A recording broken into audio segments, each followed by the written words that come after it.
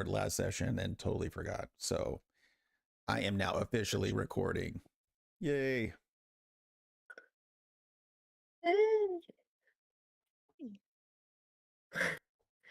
Well, So is everybody excited to start? Yeah. Yeah, how the backstory is looking. Awesome. You guys Good? put a lot of time and effort into it. And I'm doing everything I can to make it like this campaign could be freaking epic. As we're going through it, of course, it sometimes feels slow, but when you go back and think about the things that we will have gone through, I think it's gonna be pretty dang crazy. It's all based on the group. My other groups tend not to be as much into their backstories. A lot of them are just more, let's just see what happens. And occasionally I have to throw in stuff to make something happen that's unique to their character because they just didn't give much to go by. But I think Drakkenheim is kind of conducive of this anyway. It's just so lore heavy, I guess, that Some people can just sort of naturally have that effect. Like I've written a kid book, and I've tried to write other fantasy books, and well, I joined another campaign, and there I've got another long list of things that making for a very extensive background. Your writing is very good. And for everybody else, Woot has sent me basically a book about his character and happenings. So it is very well written for sure. Nah. The other character had 10 pages. This is nowhere near 10 pages. So 10 pages. yeah. Wow. Nice. I thought mine was long. I did like this much. Yeah, me too. Well, it started out with a little bit, then and we can add this and this and this, and then you add a bunch of stuff about who they are, what their motivations are, and stuff, and then and in these and these parts we could do that and that, and yeah, Well, Woot's played Drakkenheim before, so he's more knowledgeable of all the things that you're going to encounter, which also kind of helps. Yeah. So I played in a campaign to level 5, and at the same time I am playing also in another Drakkenheim campaign where I'm playing a barbarian. We just hit level 4, and we do that every on Saturday once every 2 weeks if we have everyone in the group. So like I said in those campaigns, I know lots about the setting and everything, but because I'm in so many groups, I'm not a good person for note taking. Well, you don't have to worry about notes because the recording is going to be processed and spit out incredible notes. Not that it's not good to take notes. Just for one, it kind of just helps you stay in it because these sessions can run long. 4 hours is a long time. 3 hours is a long time. But you don't have to take notes so that you remember all these little things, because I'm going to post the session notes, which are probably way more detailed than you guys can do because you're also listening while you're trying to take those notes. So you shouldn't have to worry about that. Quick question. You guys are the first campaign that I'm running on the latest version of Foundry. It's like a whole major new version. And so there's going to be a lot of things that I'm doing different for you guys that I don't do for anybody else. So first thing that's different is the music, the sound. It's a whole new way of doing it. So You guys should be hearing music right now, but I think you also have like a mini window to maybe control it, like the volume at least. Yeah. Yeah, yeah. Yep. Okay, Yep. cool. And you can't hear it right now, right? I'm Yeah. not hearing it, but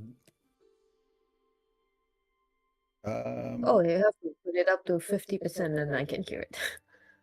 I have it turned down low, so maybe that's the master volume. Like, that's turned up to 50. Well, yeah, should be louder. Is it louder? Or is that just for me? no. It's fine. Okay. Yeah, mine's good.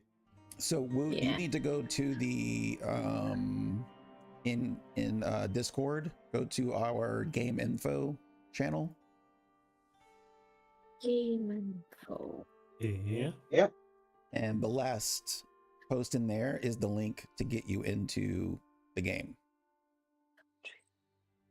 Awesome. I mean, You're already in there, Jess. This is just for Woot because I can Yeah, tell yeah. he's the only one that's not. He's oh, not in okay. Yeah. Oh, right.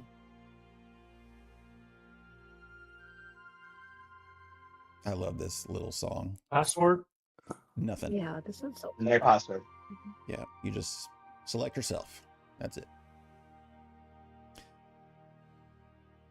Done. And don't see it yet. There it is. It's loading. Perfect. First load might take a couple minutes. And today is going to be, I mean, we are starting the story. It's kind of an introductory scene that both to help get used to Foundry, but also it is an introductory session for Drakkenheim because you guys are starting level 1. There's an option to start at level 3, but because I usually play with newer players, I like to start at level 1. But Yeah, it's you'll advance pretty probably quickly. handier for Jus. And Woot, since you weren't in session 0, I don't think I know. Have you used Foundry before?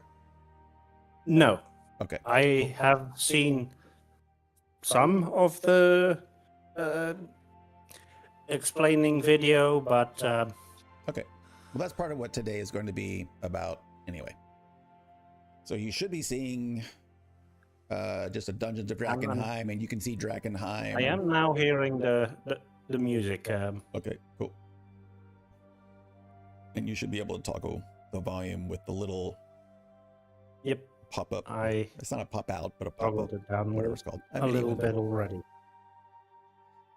So you should be seeing Dungeons of Drakkenheim, and in the background, that's Mhm. Drakkenheim before the meteor, when everything was Mhm.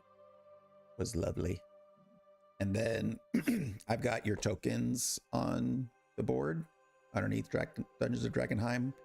So you should be able to double click those and open up your character sheet. Mhm. And I've gone through them a couple of times. So, but you might want to make sure that everything looks okay.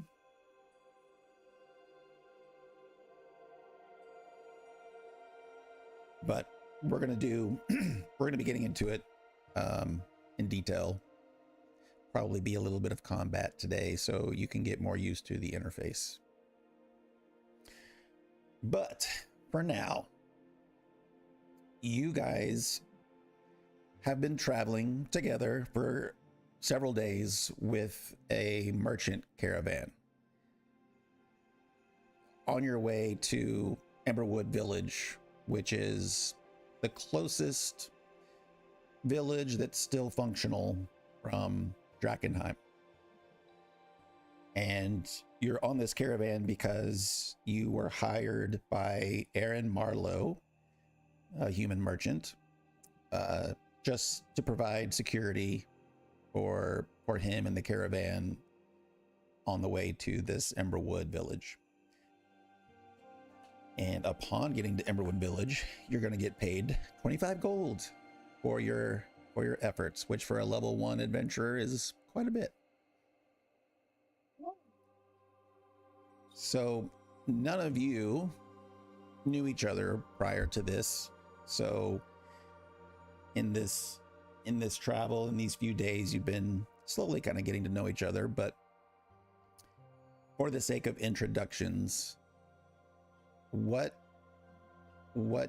do each of you see? And we'll just do going with the tokens left to right. So Elowen, just a little character intro. You're first, get it over with. No. Somebody's got to go first. Like my character description, right? Yeah, mostly just the physical, what they see when they look at Elowen. So Elowen is an elf. I think she's a little short. I think she's 5'4", 5'3", if I remember. She has long white hair. Yeah, she's wearing like kind of like a white top with a brown corset, and on her waist you can see a bunch of like herbs and a bag where she like stores all of her potions and poisons and all of that. Yeah. And when y'all hover over the tokens, you should see a bit more of the portrait pop up in the lower left. Mm-hmm. All right. What about Rose? Rose she looks like a child, but she's not a child. So Rose has a red hair, and then you see she's a human, and her whole body is covered with kind of like a rose shrubbery. There's like plants growing out of her, and you notice that some of her petals are slightly dried or dead. She seems to be at peace to be whatever she's wearing. I think anything else do I need to put on? Yes. So she also carries her spellcasting focus, which is a bunch of skulls with a bunch of flowers like molded together, just that can be reformed into a staff at any time she needs. Yeah, that's it. Sounds like Rose would be a great tattoo artist, or at least an artist for tattoo artists. Roses and skulls. Yeah, I told you, I think I was just that we were talking about, since all this was new to you, that she's a druid. Druids are interesting. And Yeah, harmless. She's harmless. Rose's version of a druid is also very interesting, with the roses actually growing out of her. Nice. Oh. Yeah. All right, and then Proxy. Proxy is a relatively short, some might almost say square, but the proportions are differing. She is 5'3",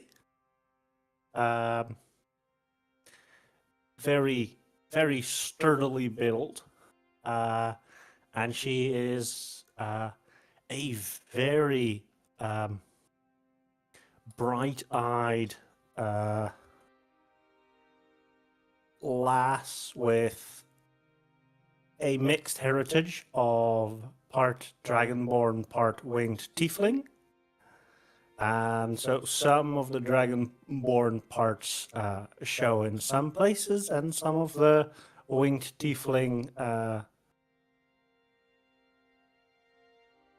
parts of the heritage show in other places. She sort of has a hairstyle a lot like Merida from Disney.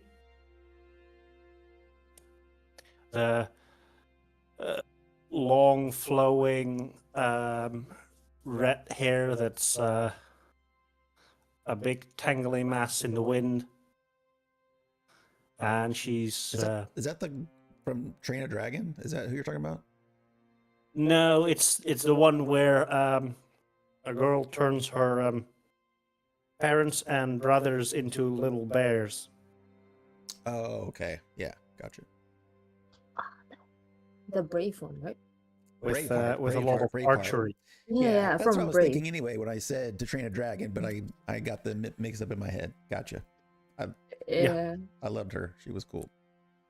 Yeah, no. Well, this is sort of her in some ways, with bright green eyes and a very happy and explorative, sunny attitude. She will definitely be one of those characters that will keep the day interesting. And I think that does well enough for an introduction. Sounds good. And then Justice's character, which I am going to struggle to pronounce it right because I always want to say viral, but Varel? Varel. Okay. What does Varel look like? So he's a tiefling in his say mid-20s, maybe 27, 28. Stands around 5'6", and so I think tieflings are generally. He doesn't look like a regular tiefling. He's violet. His skin's violet, and there's rumors that his mother actually slept with a demon. That's why he came out different to the normal people. His normal people. And what else can I tell you?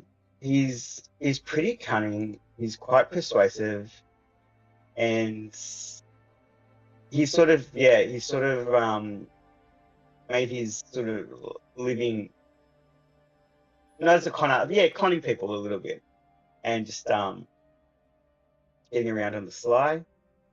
And he's looking to go back into Drakkenheim. It's calling him, and he likes money, so he likes riches, so he definitely wants to get to a Christian wealth. But he also has like other agendas in the background that's kind of also pulling him in that direction. So yeah. So both tieflings don't look like common tieflings. Yeah. Right. You're different, and Proxy, just by the fact that she has wings, is strange for anybody that has seen tieflings before. Rose, Although very distinct. Proxy is something went wrong in the past, and she is afraid of heights. So she's happy to do all kinds of acrobatics, but she's not getting up in the air because no, I'd rather stay on the ground. With wings, which is hilarious. Mm-hmm. So as you guys are traveling, like I said, it's a slow going caravan. Nothing's going fast, and there's not a whole lot to look at. You do see other travelers about pretty heavily traveled road, because again, things going in and out of Emberwood Village. This is the path, and Emberwood Village, which you'll find out, being so close to Drakkenheim, they're unable to grow their own crops, raise their own animals, because the haze is close enough to where things just don't grow. So everything has to be imported. So there's a lot of traffic here. But the guy that you're with, Aaron Marlowe, he's very nice, pretty talkative. He's been to Emberwood Village many times. He's familiar with Drakkenheim. He was in Drakkenheim often before the meteors hit. And he's not really shy to ask personal questions. So he asks Elowen, so what exactly brings you, or what is bringing you to Drakkenheim, where very few people want to go?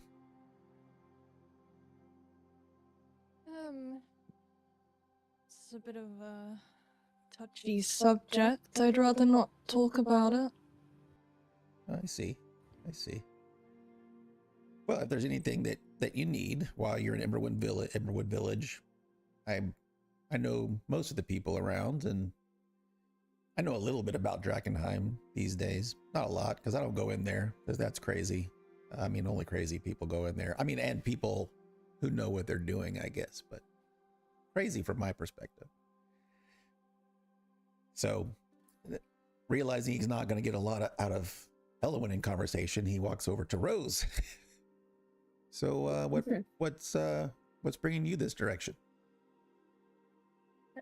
Rose look like she just woke up. She just smiles and just say, "Huh? Oh, What do you say?" Sorry to disturb you. I love your flowers, by the way. I'm just curious. Here, take one. Oh, I pluck up and just give it to him. oh, Careful thank about the thorns. thank you. It's very lovely. I was just asking what is bringing you to the path of Drakkenheim. I think there are a lot of places where, there is blights everywhere, and it's my personal mission to reverse this contamination. Probably, I don't know. But for now, I'll just have take one more nap. Is it okay? Oh, of course. That's Bye-bye. quite the goal. Good You night. probably do need your rest. Good night. Yeah. Aaron's like, man, I hope somebody is talkative here. This is a boring trip. Meanwhile,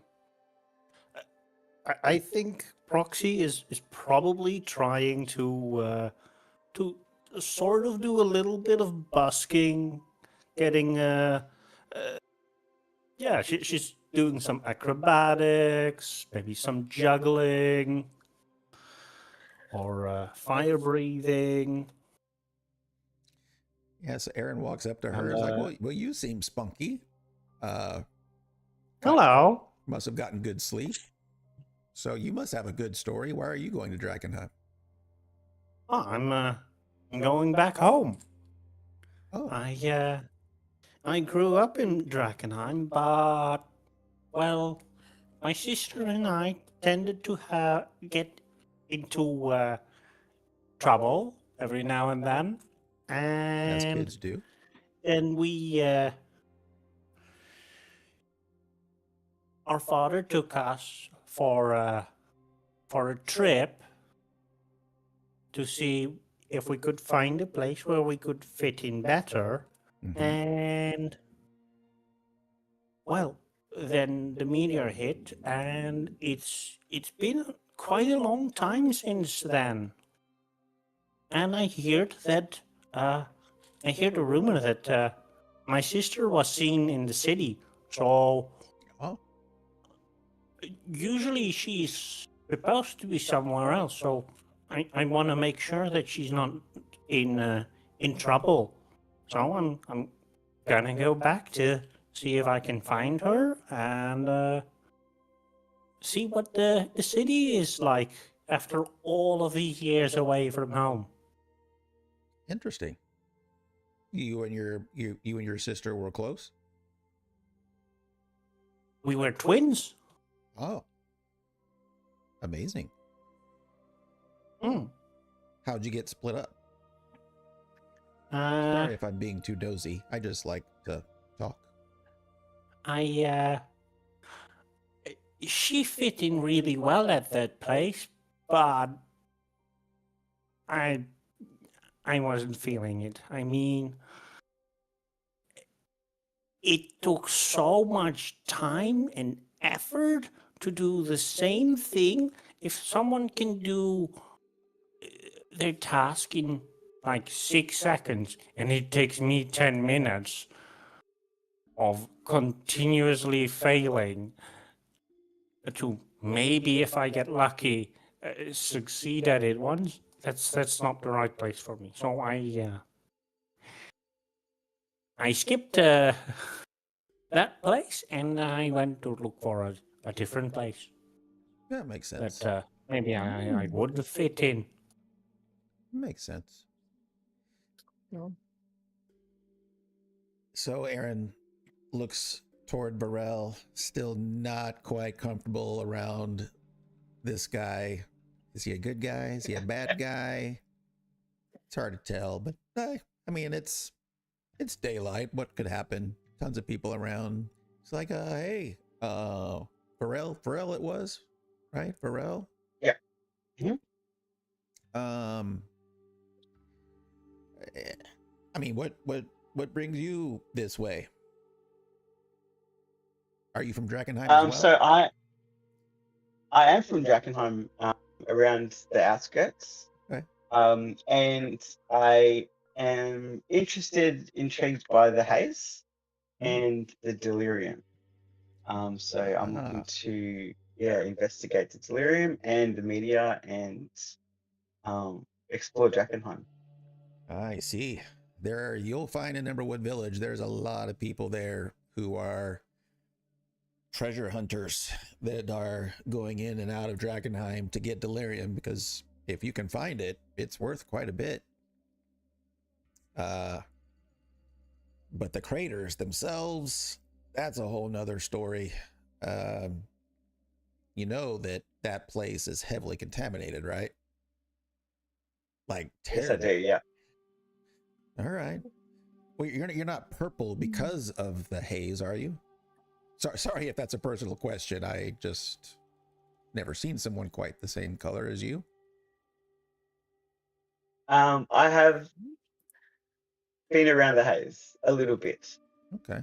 and it has affected me in certain ways. Huh.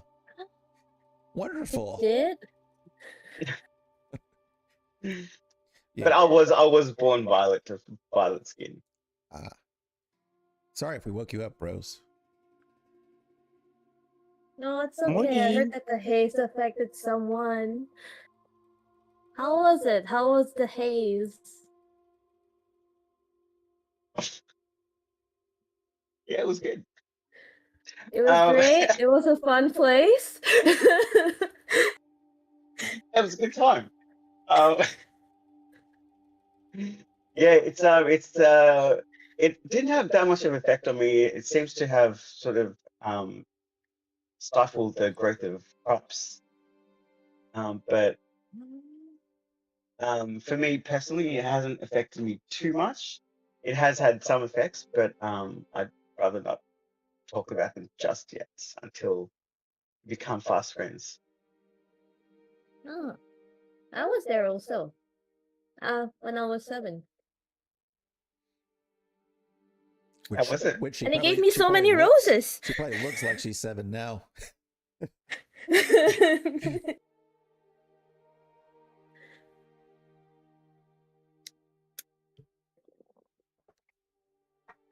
All right, so y'all keep going. And like I said, you see other passersby. One group that you guys are going so slow that there's a group of pilgrims walking past you toward Drakkenheim.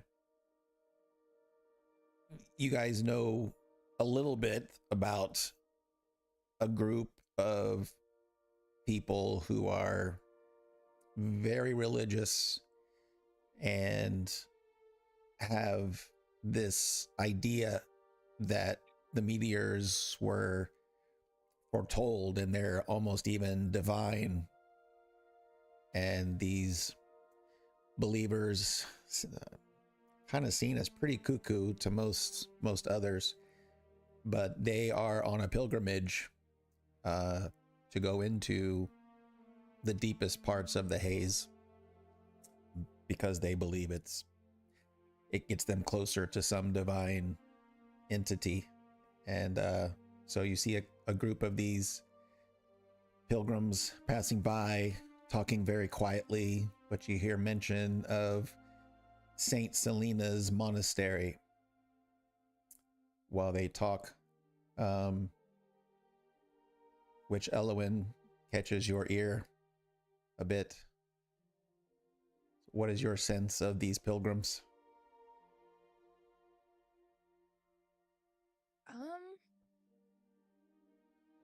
I don't think I'd really care much, to be honest. I think she just kind of scoffs and goes, "Tch," and that's it. Yep. Rose, in and out of your naps, you decide to walk a little bit next to the cart instead of riding in it, and you notice a patch of wildflowers by the roadside, but you notice that the stems are twisted in a way that you've never seen before, and it's not lovely.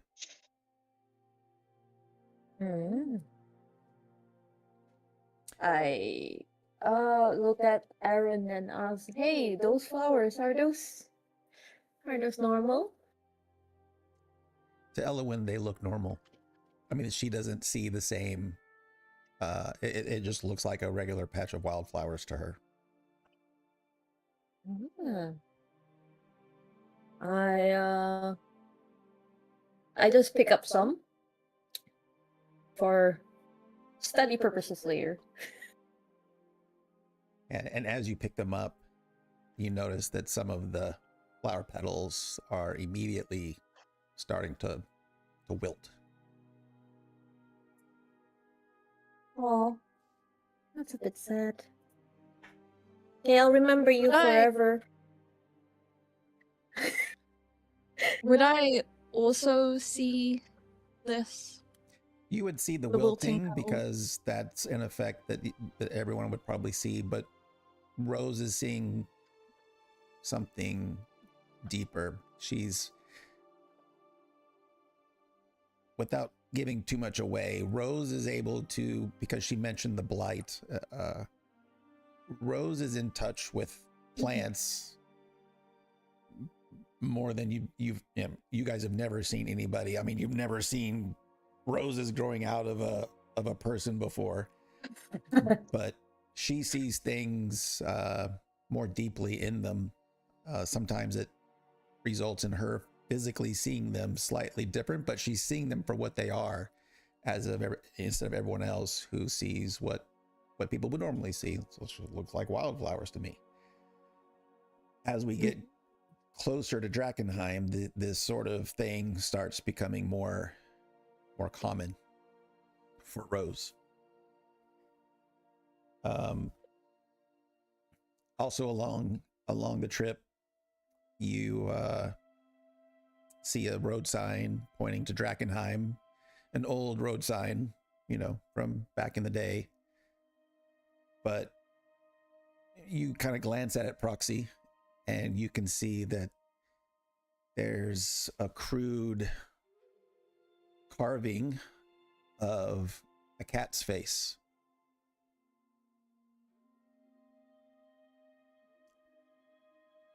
Probably doesn't mean a lot to you yet, but you noticed it.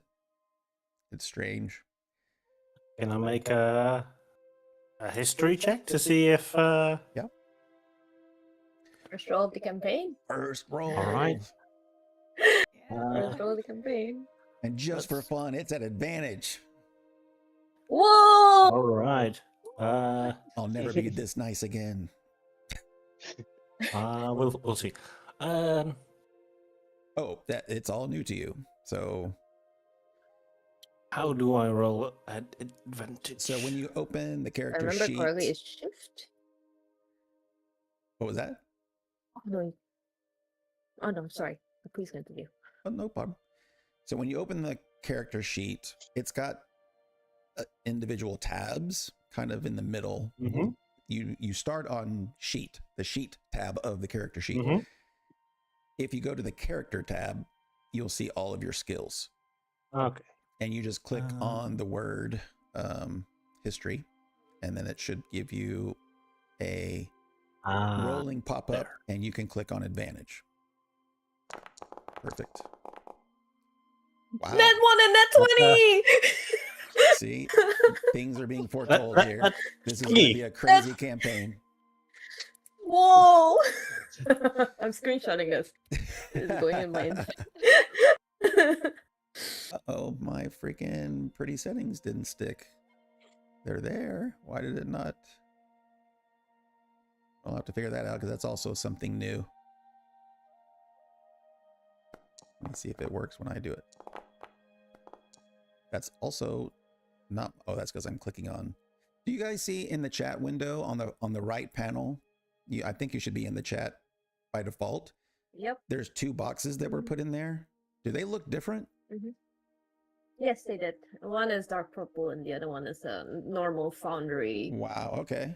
I Chat don't box. understand why it didn't Yeah, apply that I to got that as everybody. well. Yeah. Everybody should have that purple, or at least that was my intention because it's Drakkenheim. Okay, anyway, I'll look into that as well.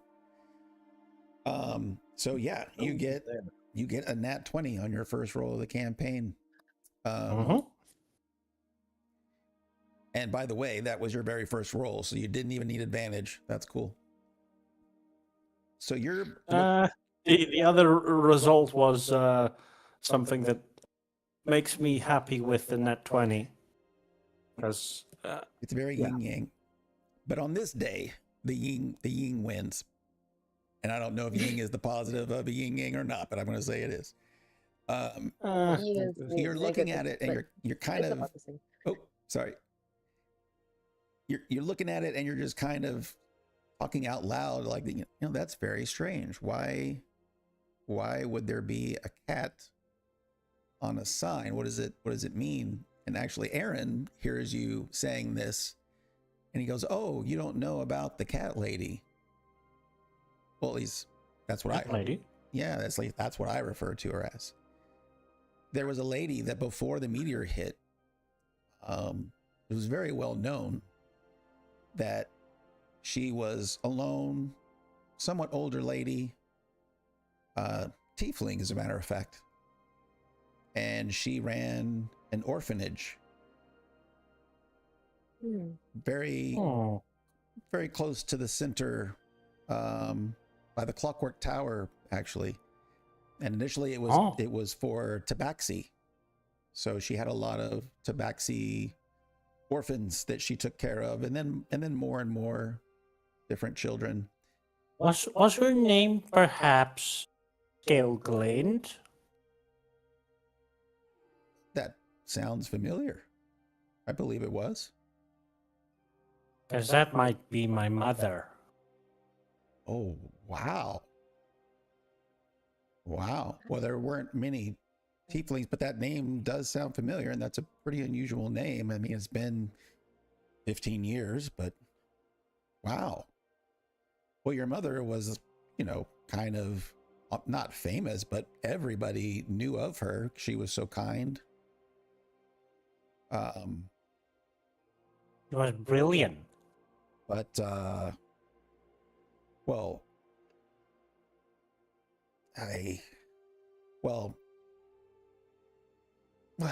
I mean, I guess I would want to know if I were you, but no one's heard of her since the meteor.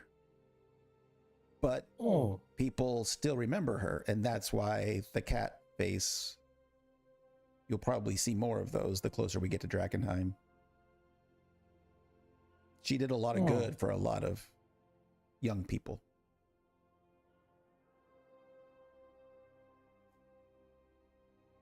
Maybe I can find some of those orphans. Have a talk with them. I'm sure some of them might still be alive, but hard to know after the devastation. So more people going your way, going the other way, and going the other way are another small caravan of merchants. And just as this one cart passes near you, Varel, you hear one of them mentioning the Queen's men, and just the sound of that name brings memories of smoke and fire and a village that you lost. How does Varel feel? So as soon as I hear talk about the Queen, my ears prick up straight away. I'm quite interested. Darrell's quite interested, and can I engage with them, with these people? Yeah. So so I'd just like to ask them if the Queen is still in Drakkenheim at the moment, and just try and inquire about her and what she's up to, what she's been up to. Yeah, and one of the merchants says, "Well, you're speaking about the Queen of Thieves, right?" The Queen of Thieves, the very one. Yeah. Well, yeah. She's, to some people, she runs the place. I mean, she Excellent. comes out from time to time, but I mean, what used to be a bunch of individual groups of smugglers and such, she organized them, and like she pretty much runs the town. Right. They all serve her now. Not so nice. Her, Okay. So there used to be like different groups of smugglers, and now she's sort of organized them, and they all kind of, they're her army now. They sort of serve her. yeah, she basically runs the whole organized crime syndicate of Drakkenheim. She's the boss. A lot of Okay. rumors about her. I don't go to Drakkenheim, but they say she can almost appear as anybody she wants. They say Really? I could be her right now, and you wouldn't know the difference. But I'm not her. I'm Interesting. not saying I'm her. I'm not her. But yeah, I mean, she's real. We know she's real, but she's made quite a name for herself. And she runs most of the delirium trade. Oh yeah, that's their whole thing. Yeah, people that go in trying to gather delirium for money or for Amethyst Academy, it doesn't matter. They want to own it, and she wants it to where the only way you get delirium is through her. So if you're Okay. going looking for delirium, I am. be careful. Thank you very much. We'll take that on board. So otherwise, it continues to be pretty quiet. But the rest of the traffic around you guys kind of slows down, and it's kind of only you for as far as you can see. And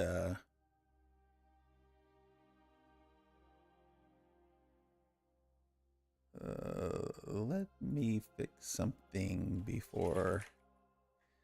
I noticed that names of things have been giving away stuff in my other campaign, so I'm gonna see if making the change I just did hides it a bit. So the screen is the scene is changing. Now for me, the map is way off center, and I have to right click to drag it back in. And for the life of me, in this version of Foundry, I cannot figure out why it's doing that. In the old version, there was one button I could click to say the way I see it, make sure everybody else sees it that way, but it doesn't have that button. I need to look into it. But you should see that you're on this landscape with a winding road, and the four of you are in the middle of the road. You see that? Yep. Okay, cool. Mhm. Yeah. And just, you have to imagine that you're just kind of with a caravan. They're kind of behind you. You four are kind of just walking ahead, just having, just little small talk, not really much of anything else. But I have my yeah, go ahead. I have my pouch with some of my slingshot stones in there, nice and within hand's reach, so that if I see why are you worried? anything scary, I can quickly cast a cantrip on them, but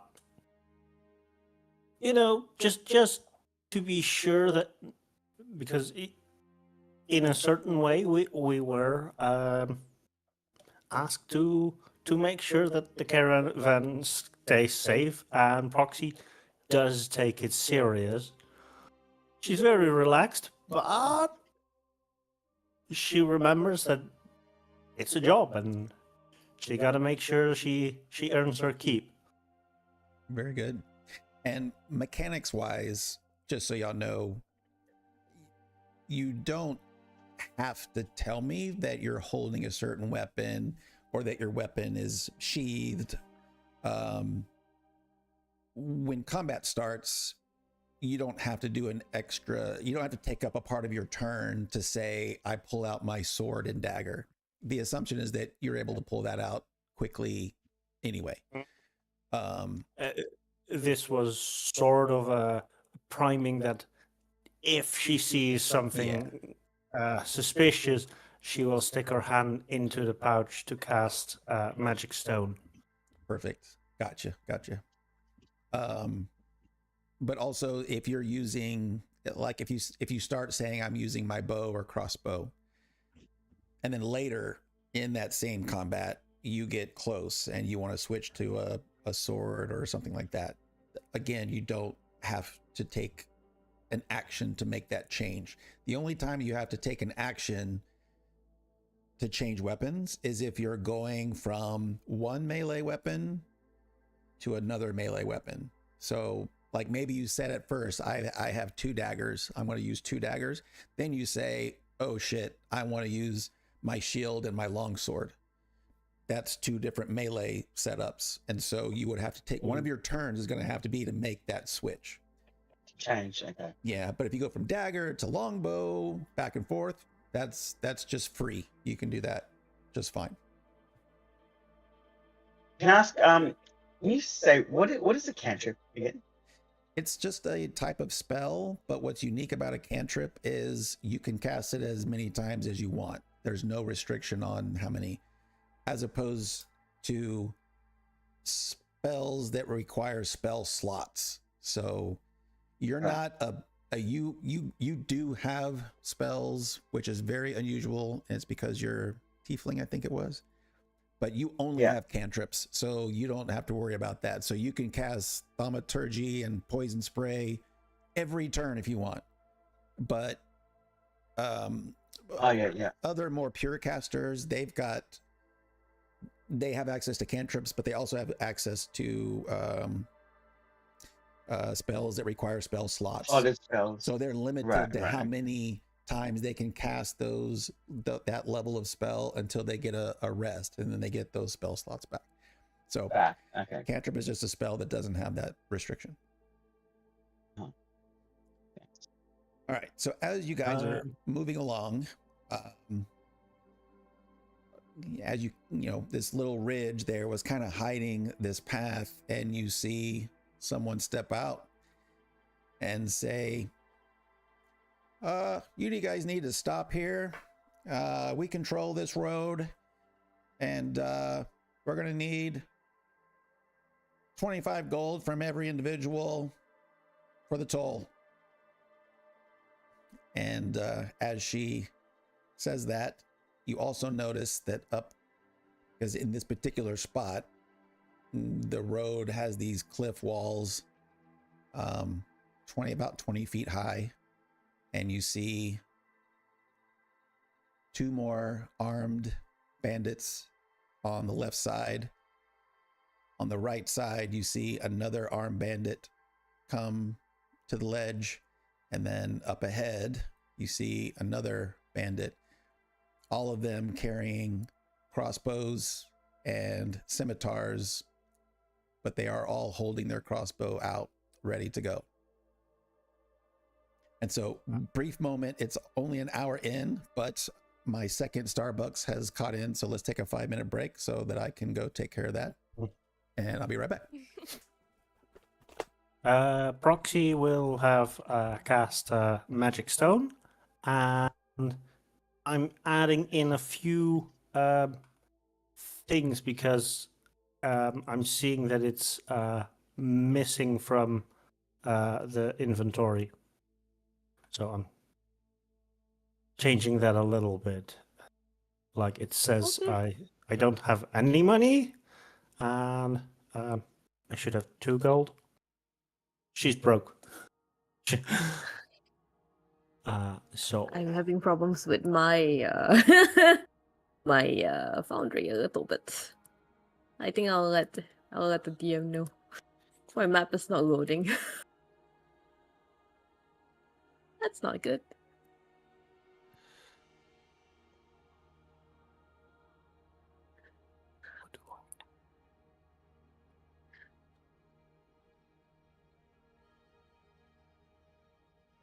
Again.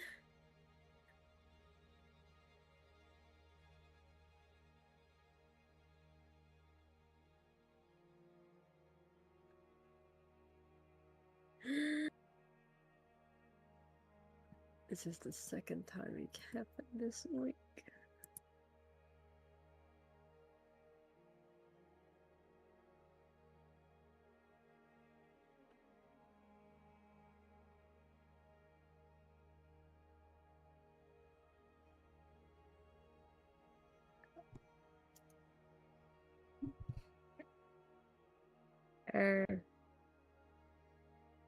DM, if you can hear me. I can hear you. Alright, there's a small problem with my map. Uh-oh. This happened before, in another game, so I don't know what the issue is. What's But happening? I'll send. I can see the trees and everything else, but I can't see the background map. Let me send it in the game chat. Interesting.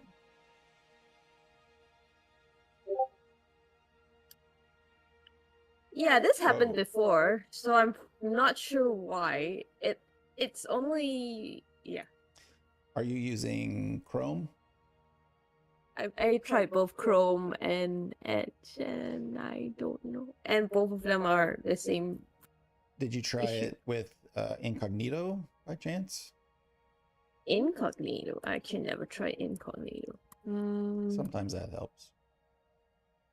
Alright, let me give it a try.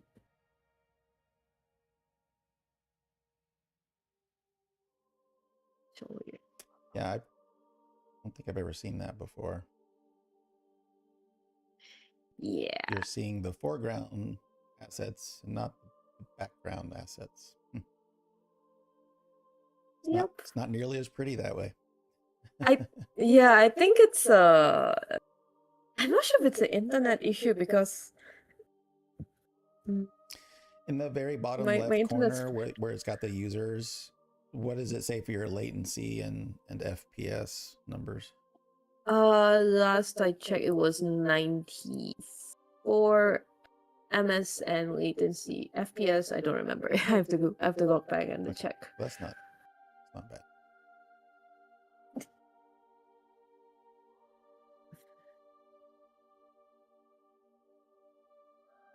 Everybody else sees the map okay though? Seems normal. yeah, Yep. Are we back already? Or Yeah. Started. Well, we're back, but working on No, I just had technical issues. difficulty. Yeah. okay, cool. Yeah, I'm just gonna step outside for a couple minutes, but I've got you in my ears, so if you need me, I can come back. No worries.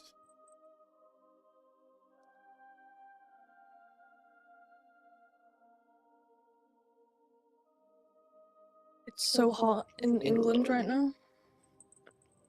Yeah, I don't know Yeah. Celsius at all, but here we just had so I'm in Houston, which is right on the Gulf of Mm-hmm. I don't know, honestly, if it's called Gulf of Mexico still or if it's Gulf of America. I don't know. I really don't care. But whatever it is, I'm right next to it. Oh, it works! It works incognito!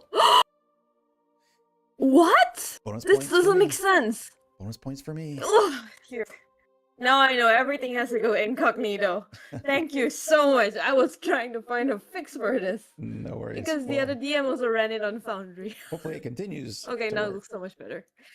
But anyway, today it's Holy supposed to moly. be a heat index of 110 Fahrenheit with a lot of humidity. But people say you're in Houston, you're used to Yeah. heat. And I just say, no, I'm used to air conditioning. I mean, we have amazing air conditioning. So and I don't go outside when it says it's 110 degrees. But London, you don't have the best It's air only- conditioning because you don't expect so much heat, right? It's 80 degrees right now, but our houses are built for the cold winters. Yeah. So they retain heat. So it's hotter inside than Yeah. it is outside. It's like, Yeah. ugh. Yeah. But I lived in Tennessee for 2 years. Ah, And like even that didn't feel as bad as it does in England, but it's probably because of the AC. exactly. Yeah. Because it's a different heat there, but they're still used to the heat. So the only place I know Yeah. in the US that doesn't really have good air conditioning because they don't think they need it is California, for one, because they usually have very temperate. But when they have a heat wave there, I mean, people die. You know, like old people who Yeah. don't have AC, and then people up north, And but it's- people up north don't really get heat waves either. So Mm. I mean, California is dry heat, isn't it? yeah, but if they're on the west side of the mountain range that goes through there, it just doesn't get hot there. Oh. Like San Francisco is usually in the 70s, and actually in the summer at night it gets cold. It gets in the 50s. But if they get a very strange heat wave go through there, it's miserable for people because at most they have these little window units that do a little bit of AC, but they don't have a really good AC system like we do here. Yeah. I hate the heat. I wish it could just rain all the time. Well, that's what it's been doing here. But London, it does rain a lot, Yeah. right? It does. Yeah.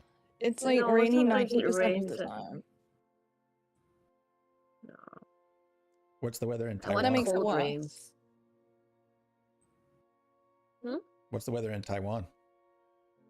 No, it's a thunderstorm and sunny rain, which is the worst kind of rain you can get. Oh, yeah. Is it stay pretty tropical it's there so though? bad. Is it tropical? I've never been to Taiwan. No. It's technically 4 seasons, but I only experienced winter and summer here. The autumns pass by so fast, and same for spring. Yeah. Yeah, but today we had a sunny rain. It was blazing heat, and there was just tons of rain, and we were like, "Whoa, go away!" I hate hot rain. Yeah, it sucks. It's so bad. We don't really have that issue. It's usually just rain. Where are you? Scotland? Netherlands. Oh, boy. I like So it's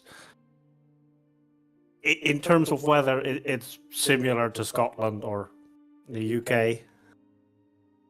the way you say Scotland to my very unknowledgeable American ear. I've traveled quite a bit because for work and stuff, but the way you say Scotland to me sounds like a Scottish person saying it. Scotland. Perhaps. Scotland. Scotland. Anyway, the Scotland. weather is usually even on a sunny day it's cloudy. Mm-hmm. Oh, that's the best kind of sunny. Yeah, you never know how long it's going to be dry, so if you're going outside, there's a good chance that it's smart idea to bring an umbrella? Mm. Just like England, except no one uses umbrellas because we're stubborn and we think we don't need it. There are also plenty of people that are like, it'll dry up. It's the opposite of New York Exactly. City. New York City, everybody carries them and everybody uses them. If there's rain or snow, everybody uses them. Yeah. Same with Taiwan, actually. Everybody carries it around. But I have a habit of forgetting it though, because I'm not used to the weather here. Yeah, Yeah. I stay indoors, so I don't worry about it. Especially since Well- my truck, I have a cyber truck, and it decided to not allow me to charge at home anymore. I have to go to a charging station, and I'm way too lazy for that. So it just gives me an excuse to, like, sorry, I can't leave because I can't charge until next month when they get a part. All right. So normally you guys would have an opportunity to talk things out, do some role play before I say, well, either you guys attack or, one of these bandits attack. But this is as much a tutorial as it is anything.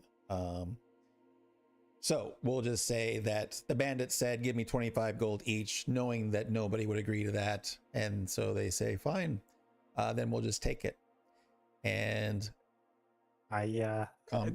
tell the people of the caravan, it's probably best if you hide underneath the carriages while we figure out how we can stop them. Yep. So Initiative roll. So at the very top, once I kind of start combat, at the very top of the interface in the middle, you should see pictures of yourself and a little die over it. So you just click on your picture and it will roll your initiative. Nope, I'm getting my picture. Go quite front. And Just is an expert, by the way, because he got a private tutorial, so he knows how all this works. Wow! Teach us, Jess. As he looks at me like, what? No. I guess. But you should see a little. It's different for me, so I can't always explain things exactly. But I know at the very top, the very top, In it. there's a portrait of Initiative, Roll initiative. Oh, yeah. normal. you. Yep. Like Baldur's Gate. Yep. Oh, 14. Perfect. Oh, whose dice is that? That's so cool. That's a cool dice. Yep. That's Yeah. just. Yeah, that's a cool Those are- dice. So Woot, because you missed this as well, because it was like one of the first things I cover when I start talking about Foundry is how to modify your dice, because dice are important. On the very right panel, right now you're probably sitting in the chat, and the chat is the top tab of the right panel. Mm-hmm. And then below that, you've got two swords. That's the encounter. So if you click on the encounter, you'll actually, see the encounter. Once I actually hit start combat, it will, go through that order. But anyway, scroll all the way down until you see one that looks like a die. And when you hover it, it says dice so nice. So you click that, and then there's a button at the top, open 3D dice config. You do that. Yeah. And this is your fancy dice customization. So the first two options, the one that says dice presets and the other one says theme, those drop downs have some already pre-configured, they've set colors and textures and stuff. So you pick one of those and you're kind of done if you like it. But if you don't like any of those, then that bottom section, you can play around and just kind of create what you want, changing the colors and then changing the texture and material and fonts. But, Okay, I'll do that some other time. yeah, but that's how that. I'm fine with default for now. Yeah, and you got purple by default, which is kind of funny since we're in Drakkenheim. All right, so you guys have all done your initiative, so we start combat. And new music. Let's see. Let's do this one. Oh, yeah. Spells down to here. Okay, so the indication, you should be able to see it at that carousel at the top, that we're in round 1, and the first turn of round 1 happens to be Varel. And on the map, he's got the thing spinning around his icon. Before we get into actually doing combat, though, I'm going to pause the music so we can hear better. I'm going to share my screen to show you guys a couple of things, which I am the game master, so you're going to see some stuff that you wouldn't normally see, but I just want to walk through the character sheets real quick. And it's easier to show it than explain it. So you should see me with Elowin's character sheet open. Yep. Everybody see that? Okay. So by default, it always opens in the sheet tab.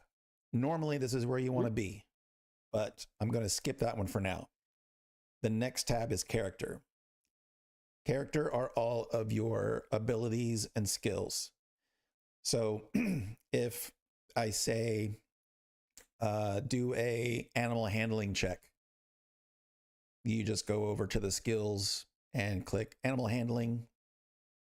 You get a pop-up because it's always going to ask, it's going to verify, is this a normal roll, or it could be advantage or disadvantage. So you would click normal.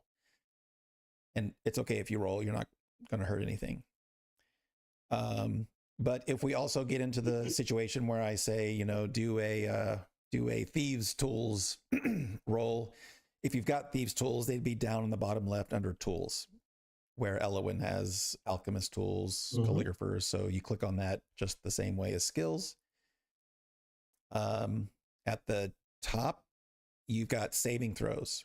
So if I say do a Constitution saving throw, you just make sure you're in that window, click Constitution, and you can see that it's going to do a Constitution saving throw. If you need to do a ability check, like a dexterity check or charisma check, you do that up where your ability scores are, and you just click on the big hex there. So intelligence check, for example, I would click on int +4, and it brings up intelligence ability check. So that's the character tab. The inventory tab, these are the things that you're holding.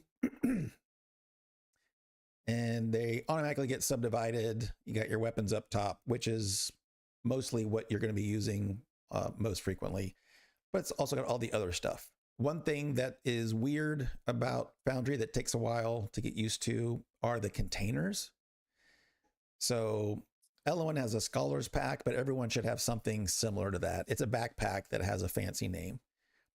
But when you hover over it, you'll see that there's 2 arrows. There's one after scholar's pack and one before. The one after is information.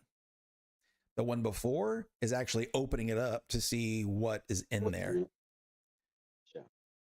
So a little weird, but you'll get used to it. And the way you use items, and this is going to be confusing because back on the character sheet, I said to roll like a medicine check, you click on the word. But if you're in inventory and you try to use your dagger, you think, oh, I'll click on dagger. No, that just opens up the explanation of it. You click on the picture in here. So you'll see if you hover over the picture that it turns to a little die.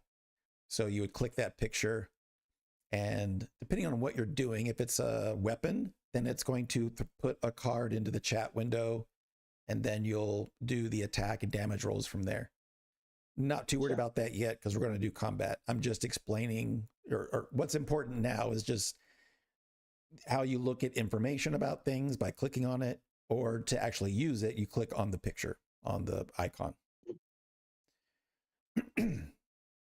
You'll also notice on the right side of these items, the very far right of the table, if you will, it's either going to have an open hand or a closed fist. The closed fist means it's equipped. If it's an open hand, it means it's not equipped. This only matters really for weapons and shields if you've got a shield. So if it's not equipped, then you shouldn't be able to use it. But you equip every... Right. So if you do want to equip it, that's an action, right? Is that right? Not normally. No. Okay. From my perspective, just equip everything that you would likely use. Yes. Okay. You don't need It's- to, you don't need it's to keep coming in usually- here. Like if you have your daggers and you want to switch to your bow, I don't want you to come in here and unequip daggers and equip bow. Just leave them all equipped. Okay. It's just a time saver. I mean, that's probably what it was intended to do, but nobody does it that way. And then next to the fist are these like bookmark icons.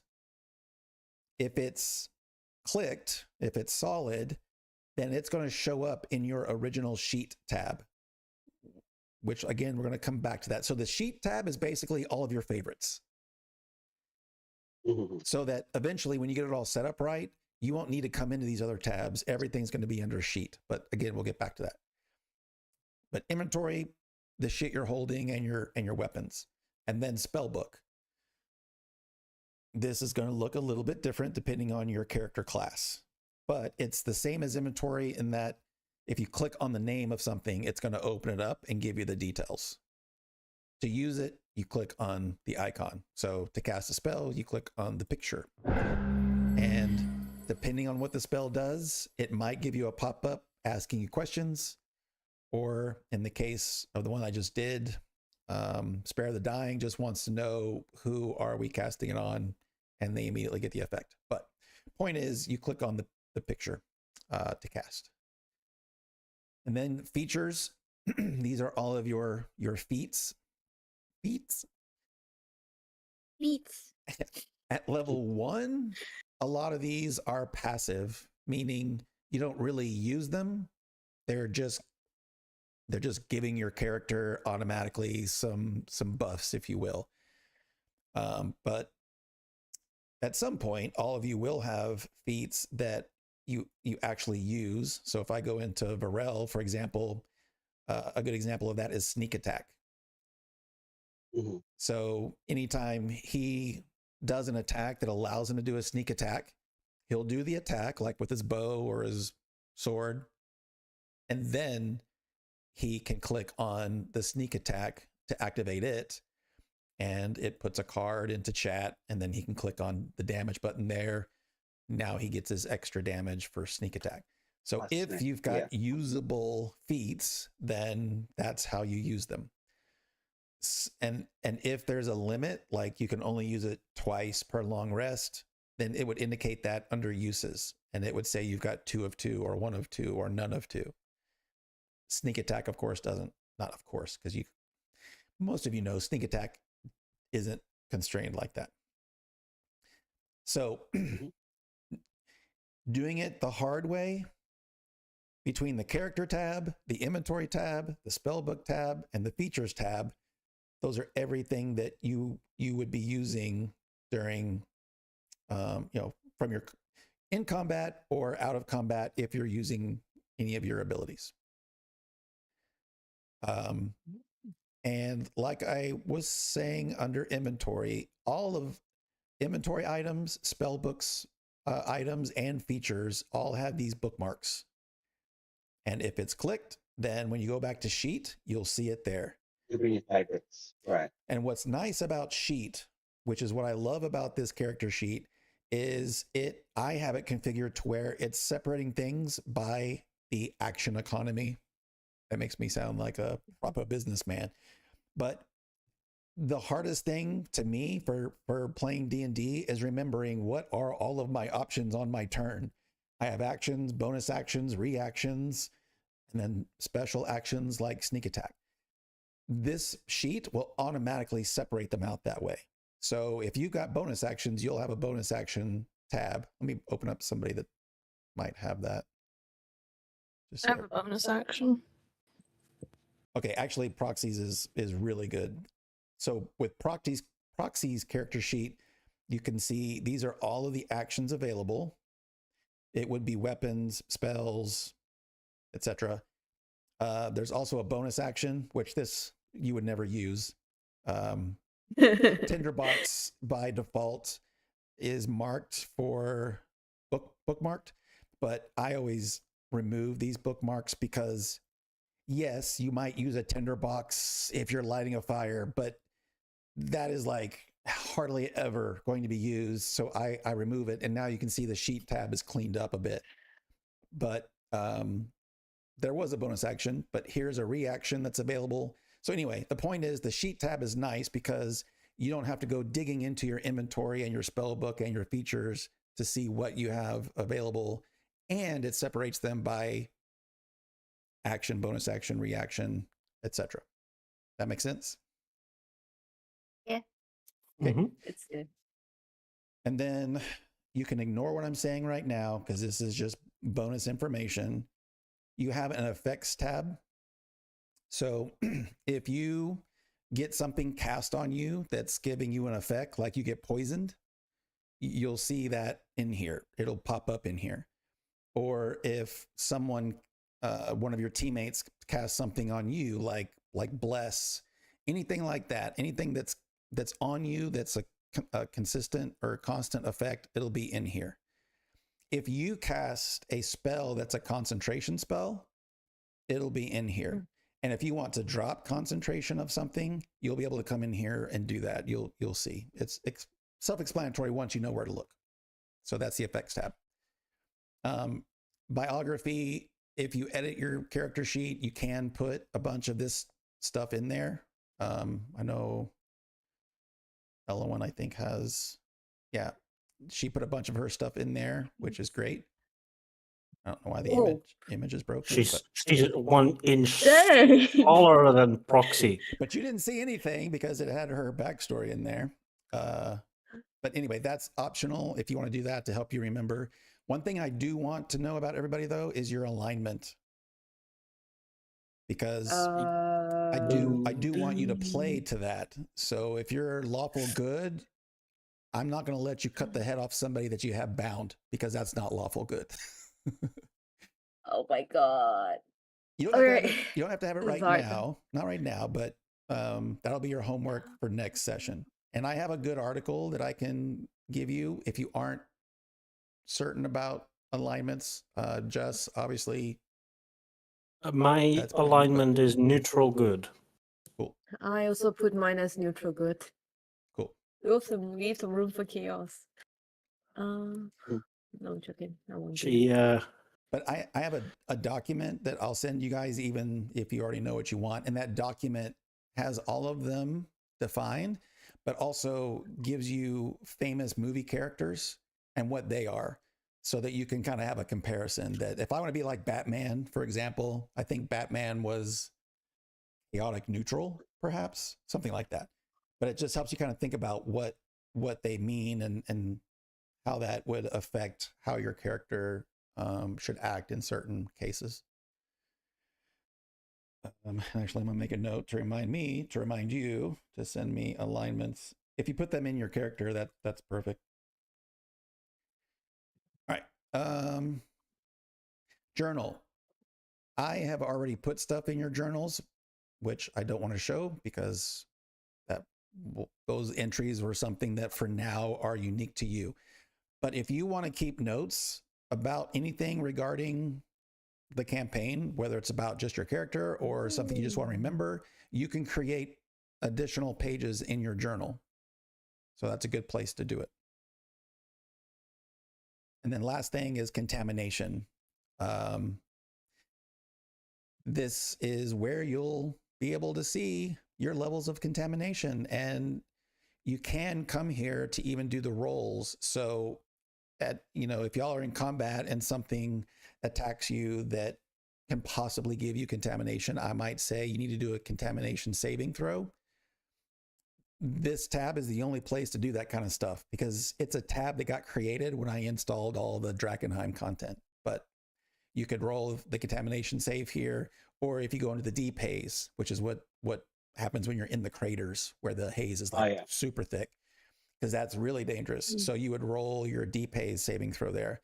And then if you get enough contamination levels, you have to roll for a mutation to see what kind of deformity your character gets. That's where things get funny. Yeah. Yeah. Okay, so in the end, though, you'll mostly be in the sheet tab of your character sheet 9 times out of 10 or more. And then before I leave here, let me explain this left section. The left section has favorites, and it also has traits. So traits always gives you access to your abilities, no matter what tab you're in. So if you go to the character tab, you always see your skills. But if you're in any other tab, you have to go to the traits and then it's there. Favorites, if you want, like if you know, if Varel knows if he's going to do range, he's always going to do short bow, then you can drag this to there. And it's just to help keep a cleaner list, if that helps you. It's optional. If you don't want it, you right click and say remove favorite, and it's gone. But the thing that a lot of players really like is the hot bar at the bottom, the 1 to 0. Ooh. You can drag anything from your character sheet down into that. So that now you can do those things without opening your character sheet at all. But again, optional. Okay. I don't use it for some reason, but I know a lot of people love it. I just can't get into the habit, I guess. And if I already said one last thing, I lied. One last thing. During combat, you're gonna figure out that it gets a little frustrating because you're looking at the scene, and I say, okay, it's your turn, and you're gonna target somebody, which I'll cover that here shortly. And then you need to open your character sheet because you got to go get to your thing. You click on dagger, you click on roll. Well, now the character sheet is in the way and I can't see the screen anymore. I want to see all the animation, cool shit. One quick way to do that is to just double click the title bar of the character sheet, and it just collapses it into a much smaller box, and just double clicking it again opens it. And you can still drag it around. So in that sense, you can always have your character sheet open if you're just minimizing it and maximizing it, which is helpful. And that's the same for the combat. Yeah, if you right click the combat, you can put it in a different window on the main screen. Is that right? Yes. So when we're in combat, by default, you get this combat tracker that opens up. And you can see the order, and when you're done with your turn, you can click on the end turn button, and that will progress it to the next person. But you can close it, you can minimize it, you can minimize any window, but you can close it. Yeah. But if you close it and you want it back, you have to go to the right panel to the crossing swords and just right click that button, and it pops it gives it back to you. Oh, that's cool.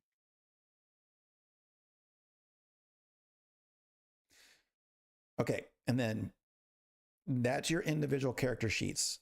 Underneath actors on the right, so the little person guy, I see a lot more than you do, but you'll see at least a player characters folder that opens and closes. You'll find your character there. Single clicking it opens up your character sheet. But there, you should also see something called party. Right? Yeah. So this represents the entire party. What's really cool about this is you guys don't have direct access to each other's character sheets, so you can't see what their ability scores are. You don't know who speaks what language. This gives you access to all of that. Okay. So when that's so cool. Yeah, it is. When you're looking at the party, for example, at the top, it starts with languages. So that list are the languages that your party knows. And it's telling you that 4 of you know Common, 1 of you knows Druidic, 2 knows Dwarvish. Then you're like, okay, well, who knows Dwarvish? Just hover over it and it shows you. Nella and Varel, or Rose and Varel, know Dwarvish. And then you look at the skills. So acrobatics, the highest acrobatic score of the party is 9. The lowest is 1. But you hover over it and it shows you that Varel has 9 and he's an expert at it because that's what the star under proficiency is. But Proxy is also proficient. So if you guys do acrobatics, then you know who's probably the most skilled at that. Or Arcana, Elowin is got the highest score, even though she's not proficient, but she's got the highest score. That's what the red ribbon is, just a quick highlight. And then if you instead want to say, so like if you want to know what Varel's skills are without going through all of these, just hover over Varel and it highlights all of his stuff over there. Oh, yeah, right. That is cool. Yeah, so those are all his scores. That's no longer the scores of the group. So when I hover off, it goes back to that's the whole group's min max, basically. I think I'm the least proficient. So this is something that most people that run Foundry don't know about, and I tell everybody because it's not default. You have to go get a different module called Tidy Sheets. Module for it? Yeah. Yeah. This is cool. It's amazing. And also you can see, which one of you have inspiration, what everyone's hit points are currently, how many hit die you have, which is you either know what it is or you don't. It's fine. What your armor class currently is, and we're not accumulating XP for this. You're gonna level up based on certain milestones, but if we were doing it XP based, then you would see that. But anyway, this is a really freaking cool tool. Yeah, that's really good. The party tab. So so say I hover over say Elwyn. Yeah. So everything in red is what she's proficient in. Is that's right? Yeah. No, everything is red is what she has. If it's not red, like Druidic, for example, is not red, she does not know Druidic, but somebody in the party knows Druidic.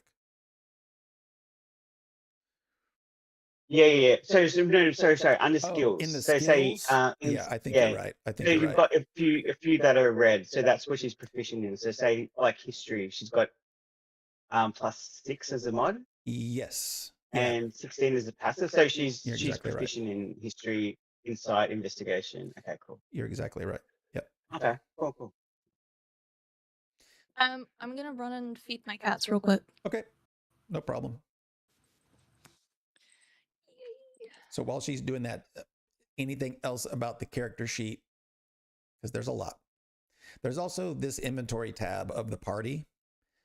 So this is kind of optional. I'm not too concerned about you guys carrying too much stuff because there is a maximum capacity that each character is supposed to be able to carry. In fact, when you're on the inventory tab, you can see everyone's weight situation. So yep. Rose is kind of getting close to her max. Proxy's kind of getting close to her max. Varel and Elowin are good. But if you guys like loot something, like you find a chest, let's just say, and there's stuff in that chest, and there's an item in that chest, at that moment, none of you really need it or want it. Instead of putting it into your individual character sheet, you can put it into this character sheet, and all of you have control of the party character sheet. So this can be just like the loot that you guys have, but you're not really using it for your characters right now.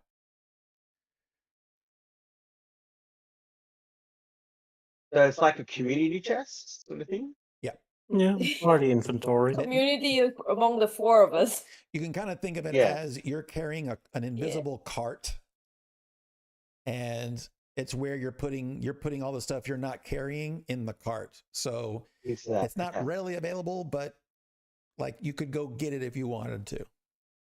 Okay. Because if I was being really strict and say you guys go into this dungeon and you find an armory and there's 13 spears and 12 swords and blah, blah, blah, You're like, okay, let's collect them all and we can go sell them. Technically, you can't hold all that. It's too heavy. But I don't care. I just say throw it in the party inventory, and when you get back to Emberwood Village or wherever, then you can sell it and you all get the money for it. Oh yeah, okay. Oh, I think I know why my carrying capacity is so little. Yeah. My strength is 11 and I'm a size small. Yep. Hold up. So, eh. Oh yeah, you're actually, are you over? No, you're just, are you over the limit? Anyway, I don't have encumbrance turned on, I don't think anyway. So it's not gonna impact you. Nobody is over the limit. Yeah. Just two of them From what kind I of in can that see. warning state. Yeah. We are both in a warning state. Close to the limit.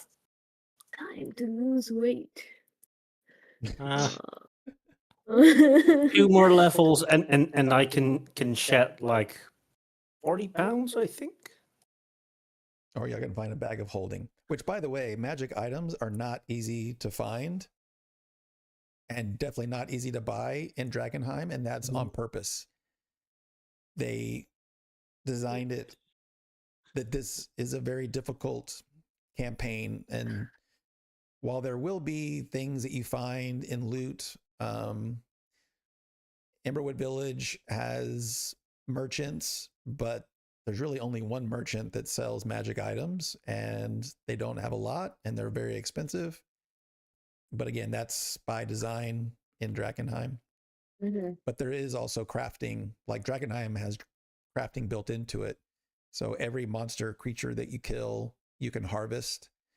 And those things that you harvest can then be used to create things. There's a Drakkenheim recipe, crafting book, whatever, Mm-hmm. which we'll get into that more as you get into stuff more. All right, I'm going to close my, I'm going to quit sharing before I show y'all something that you're not supposed to see. So my as soon as I get my first level in monk, I'll be able to shed 45 pounds because then I won't need the scale mail anymore. And that's an example of something that if you wanted, you could sell it or you could put it in the party inventory in case someone needs it sometime. In case someone could use it, because Yeah. I happened to have seen that our druid is using hide armor, and in 2024 they can also use scale armor, and then they would have a Yeah, better I can AC. sell. I can give my chain to someone else. I have a chain shirt on Okay. I'm now. Shield. And a shield. That's why it's so heavy. Yeah. And you're such a little person. Yeah. Your It's all the shield it's all is the like the bushes size that I've of been a, carrying around. your shield is the size of a dinner plate. All right. So, I think enough of that. So, combat. I forget what I haven't shown you guys. I wasn't kidding. I walked just through this stuff before. So, the way the mechanic of combat works in Foundry is first and foremost, it wants you to target whatever it is that you're attacking or casting on, whether it's enemy or if you're casting a spell on your teammates, it wants you to target. So to target, you just hover over whatever it is you want to attack and click T on the keyboard, T for target. And you should see that 4 arrows in the corners are now pulsing at it. And I want to make sure that works for everybody because I do have a player that it doesn't work and we can't figure it out. Now, if It worked for me. Cool. If you got a situation where you can target multiple, then it's the same thing, but you just hold down the shift key while you're targeting them. And untarget with the T, both. Mm-hmm. Perfect. And if it messes up and you forget or you mark the wrong thing, it's not a big deal. I can fix it. But in order for Foundry to do all the calculations correctly, you need to be targeting it so it knows what you're trying to attack, and then it tells me if you hit or not. So oh I boy, think my guy's gone. You're I go- don't know. What did I do? you Sorry. put yourself in the ground He's somehow. stuck on a 15-foot underground. Yeah, I don't know how you did Okay. that. He's taken the hide action really well. I go underground to hide. Hide Nice. action, more like the dig action. All right, so now we're in combat. So it is Just's turn. Let me Okay. turn a little bit of combat music back on. Not too loud. Now today, I'm acting like today everyone is new to this. Nobody really knows what's going on. There's a lot of questions, so there's no limit to metagaming. You guys can talk about anything and everything. Once you guys are good at the mechanics of it all and we get into the campaign, I want you guys to limit metagaming as much as you can, because to me that's more engaging and it makes combat take less time. There's nothing that makes people start drifting than combat that takes a long time. I mean, it's a game. Don't be worried about making a mistake. Of course you're going to make mistakes, but that's part of the game. I mean, that's part of life. You do something and it's part of the game, because each one of these rounds in game time is 6 seconds. So I'm in a campaign as a player where 2 players, they're husband and wife. Each one of them always takes 5 fucking minutes. And we've been playing this game for months. Like, no, you should know. Anyway, so metagaming is keeping you guys involved, letting everyone kind of decide for themselves. But today, whatever. I mean, we have no time constraint. This is more about learning than anything else. So Just, you're up. Okay, so who's to target? Can I? I'm gonna go. I'm gonna maybe target this person. Yeah, the kind of above you. Yep, above me. Yep, on the hill. Yep. On the cliff. Now, okay, sorry. So, I'm gonna target her with a. Oh, I'm sorry.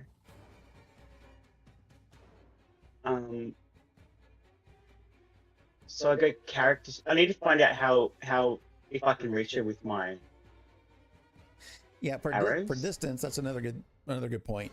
To know how far something is away from you, just hover over it. Oh shit, is that not Okay, on? so she's 20 feet.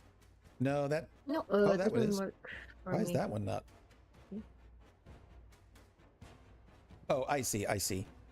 I have to click on one of you to see it.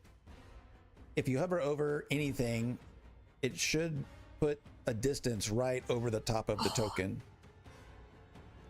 Yeah, Ah. I'm seeing it. You see that? Yeah, I'm seeing it now. Yep. Okay.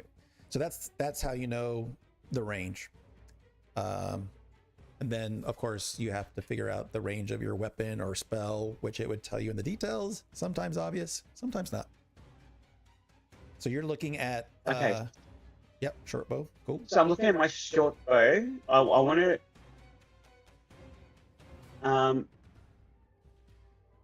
How do I know with the short bow if I can reach her? First of all, Your short bow Foundry will tell is you. 8320, I believe. If it was too far away, Foundry would Right. say this is too far. But the I way will. All of them are within 80 feet. So in your character sheet, You're though, good. if you click on short bow, the word, it expands the details. Yep. And again, it's not really obvious, but there's these little tags: simple ranged, vex, equipped, It should be proficient, between action, 80 and instantaneous, and it 320 says feet. 80/320. That's your range. If it's within 80, then it's a normal attack. If it's between 80 and 320, you have to do it at disadvantage. You cannot hit something beyond 320 feet. So that's what that's referring to. Okay, so I'm gonna target her with my short bow. Yeah. So you clicked on short bow, which you did. Now go Yep. into the chat. Yep. Because everything from then on is controlled in the chat because it creates a card for your short bow. And Yep. now you should have an attack and a damage button. So click on the attack. Okay. And then it'll say advanced, Okay. normal. So, okay. Yep. It's Okay. normal. Okay. Cool. Gotcha. Yeah. For Yeah. now, it's normal. So I'm gonna roll the normal.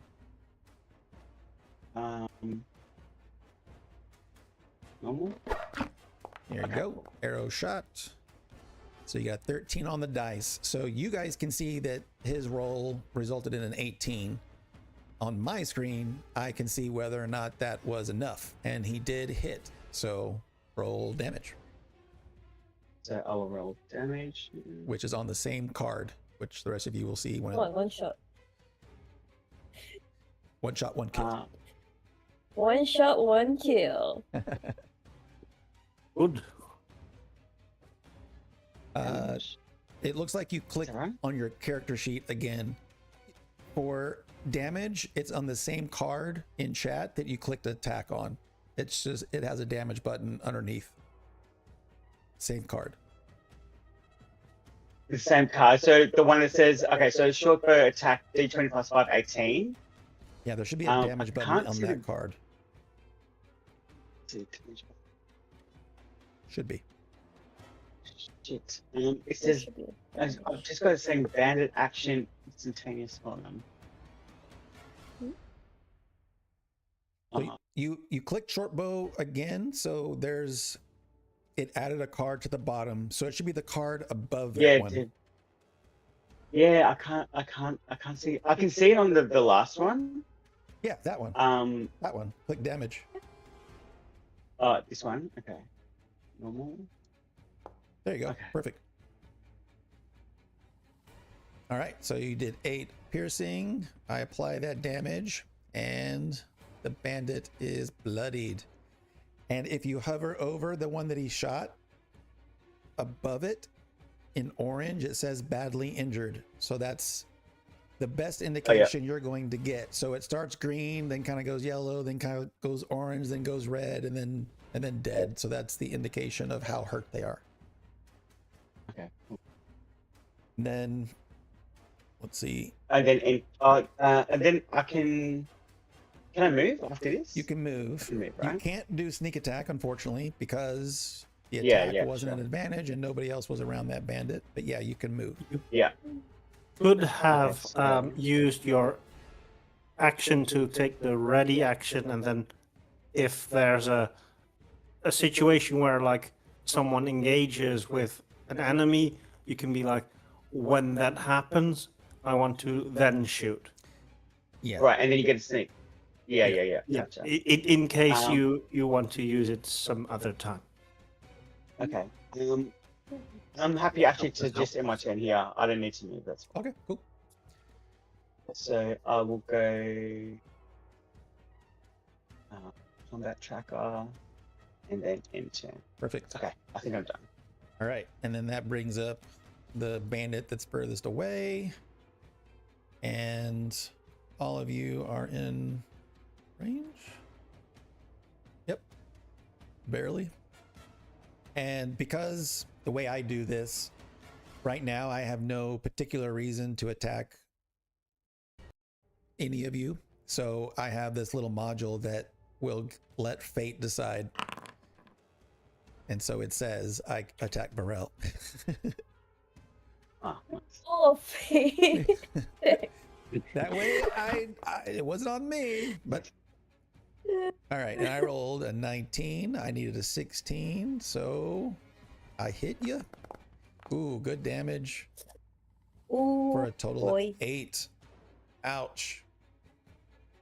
Burrell is hurt, Okay. and then that ends the bandit's turn. You know, I thought it was over once I didn't prepare cure wounds at all.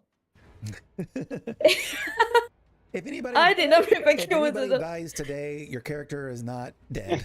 This divine intervention will happen if necessary. You will not die today.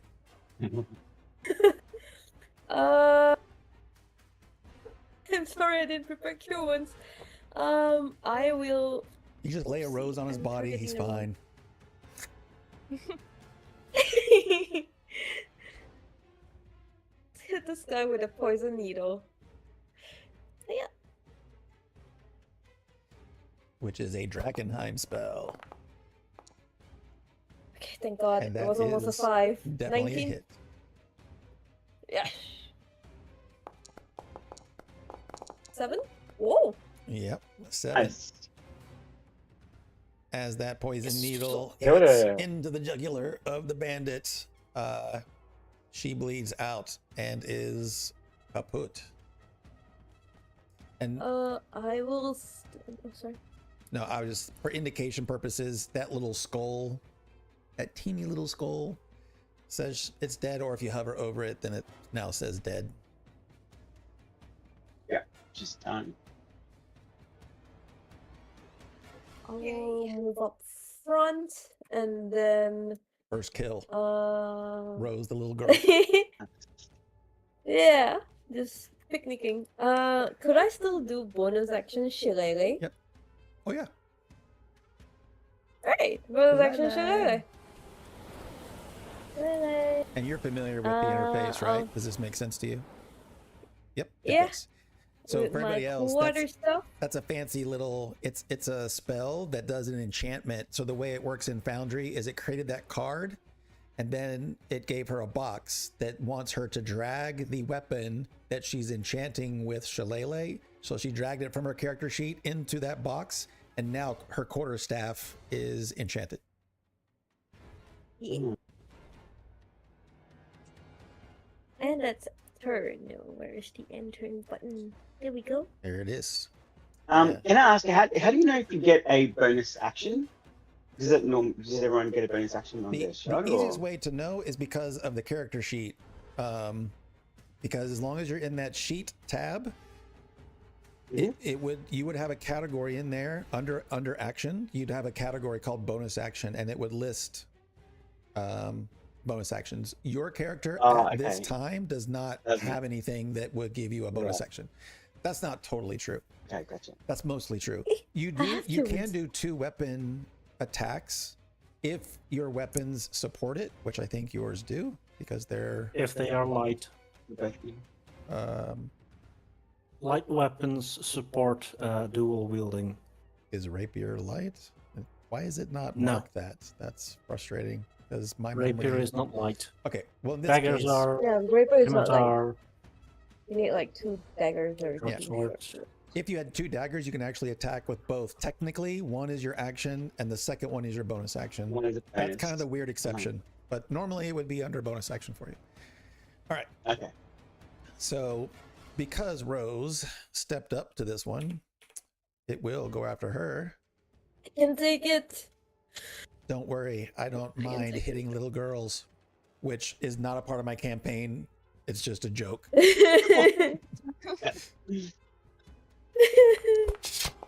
1. 11 on the die. Woo, No, 17. 17.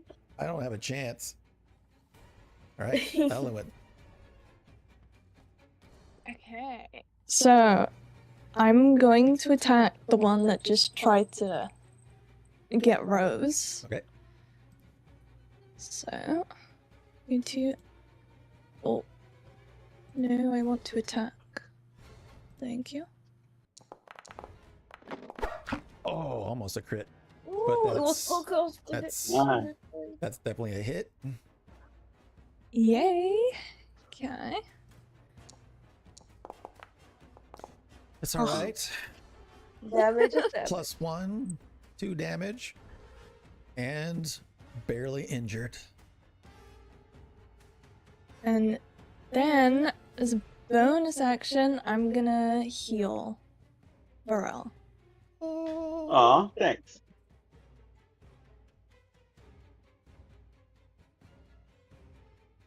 Healing word, I presume. Yeah. Yeah, it's Very nice. 9 healing, which puts you back to Brings it full back to health. full. Oh, beautiful. Thank you. all right. then- Had Proxy already gotten to cast the magic stone spell on her stones or not yet? No, you called it before, so you could have done that. Okay.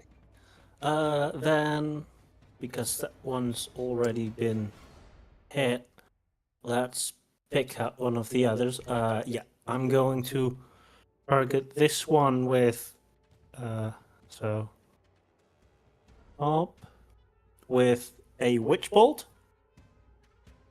Hang on before you do that. I see what you did, which is very clever, but you don't. There's actual spells that will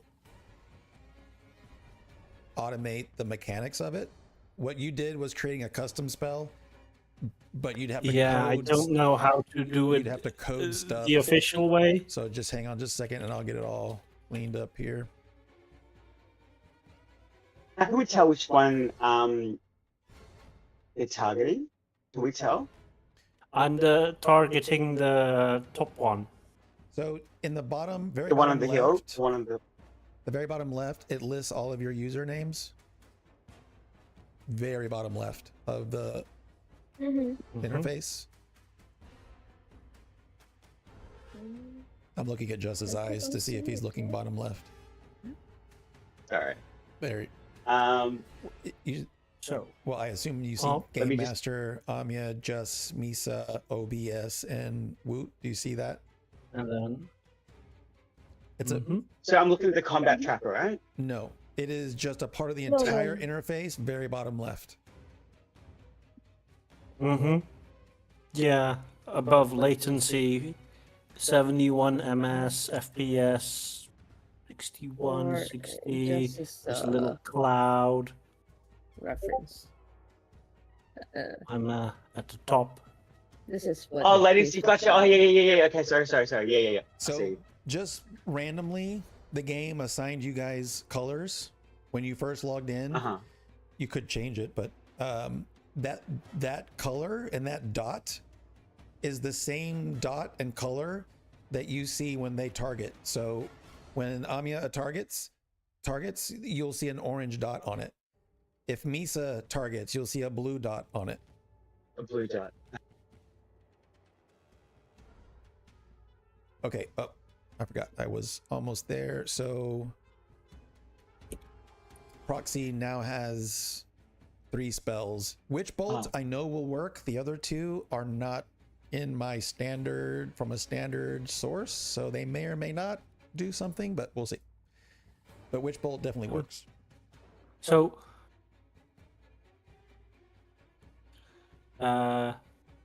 Magic Stone was already used, and we go with a Which you Witch might- Bolt. You might need to, Huh, I don't know. cast I don't know what that spell. does. You have no available spell slots. Oh, yeah, that's upon Yeah, that's- character creation. You have to do a rest right after creating. Okay. No, that still didn't give you a spell slot. So this is custom character stuff that happens. It's because of the initiate thing. Okay. I mean, there's she's one. technically not a spellcaster. There's one. Um, Okay, now you do. We'll see if that continues to work properly. so, see if. Huh.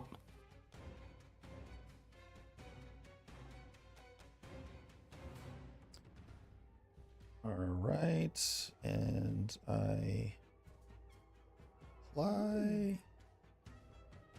That didn't do anything. What does it say in your card? Is there a damage or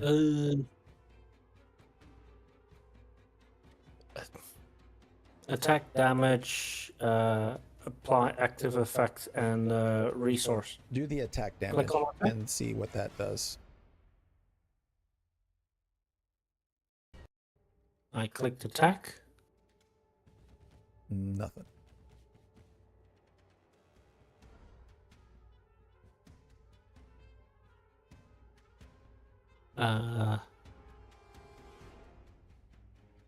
Well, we'll have to do it manually. Let's see. All right.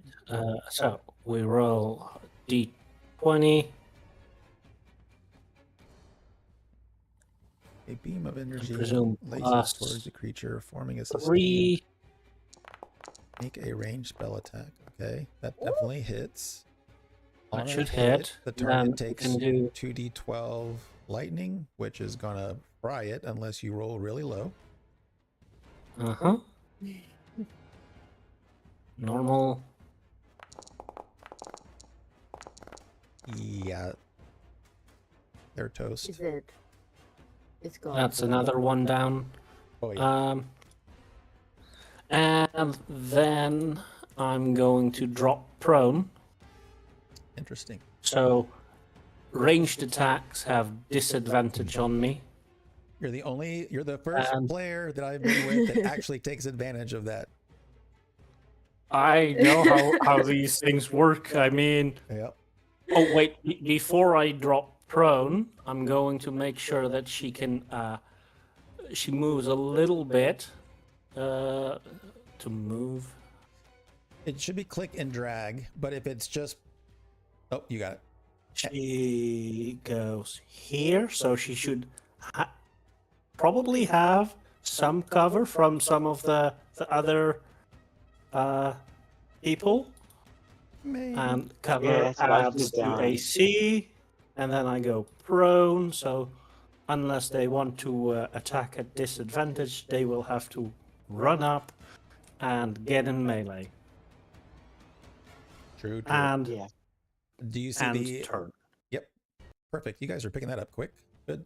That should help. All right. Well, these bandits aren't super smart, but they are smart enough to know that it's hard to hit you because you're laying down. But the other three, Burrell, fate is not on your side. Oh, that guy's dead. Never mind. He doesn't even have a turn. It should be skipping the dead people. You're welcome. Well, we'll let fate decide again because it's the same 3 targets. Oh my god! No way! Are you sure? Okay, it's random. It's not me. They just don't like devil-looking things here, apparently. You attack what you're most scared of. And that's a nat 1. So It's a net one. not only do I miss miserably, but do I have the tables here? I do not have them set up. I have crit success and crit fail tables. Let me find them. Ooh. There they are. So we import all. Call it more lord tables, not more lard, more lord.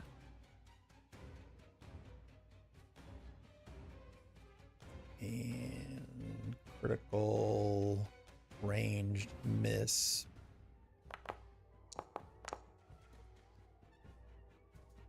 Spill ammo. The shot goes wide and all carried ammo is spilled on the ground. An action or bonus action can be used to pick them up. No more than 10 of the loose ammo on the ground.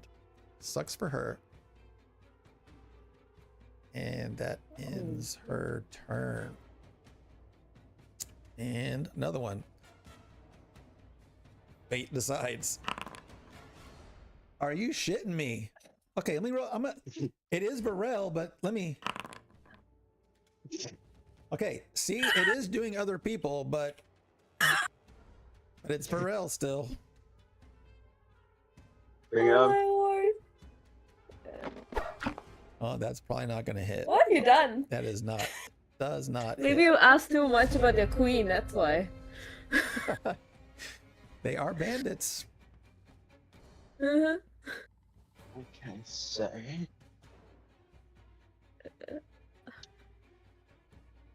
So just if you remember when we did our tutorial thing, if the landscape supports it, you could try to get somewhere out of sight and then attempt to hide. And then you would exactly. get... Yeah. So you tell me where you think you can do that. It's a little tricky because they have a lot of sight, but If you think you can pick Right. a spot that you can get to try to I mean, hide, you can do I it. sort of did something What I- similar. Yeah, what I'd like to do is I'd like to put an arrow on her, and then run and hide next to Proxy, So and then you're gonna hide. shoot first and then go hide. Is that Yeah, and Okay. then I should probably I'll probably get a sneak attack on my next shot. Correct? If the hide is Is that right? successful, you'll get If the hide is advantage successful. and a sneak attack both. Actually, never mind. It's dead. The one next to Rose, if you were to attack it, if it was still alive, you would get sneak attack because she's next to it. But it's already dead, so never mind. Yeah, exactly. That's what I was thinking as well. Yeah. Before. Okay, cool. So I will. Okay, sorry. I always forget that going rogues to- don't get the bonus action hide until level 2. Okay. I cheat all the So, time. okay, at so- level 1. Yeah. So I've targeted her. Sorry, guys. Okay, I'm going to click short bow.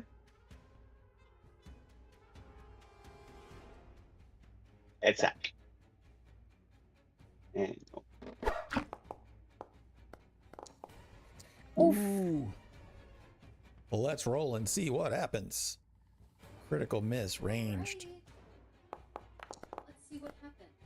Oh, it's the same thing. Shot goes Well, by, same thing. and You then spilled move. your ammo. So all of your arrows just fell out onto the ground. And Right. but you have a bonus action because you haven't used one. So you just say that you use a bonus action to pick up your arrows right now before you move. It says you get half of them, but Okay. I don't care. Just pick. You can just pick them up. You can just say you pick them up. There's nothing to actually do. Okay, Let's so- just say it. okay, I'll I thought you said I don't get a bonus action. Is that right? You Like don't. in my You don't character have sheet? anything on your character that's a bonus action. Uh-huh. So, but you always get a bonus action if you have one available. So you're going to use that bonus action to pick up your ammo because Okay. of this little situation that happened. Okay, cool. So I've shot her, I've missed her, I've dropped my arrows in the meantime, in the process. So I'll pick my arrows up and I'll go and hide next to Proxy. Yeah. So you'll go over there Yeah. and then do the So okay. stealth check.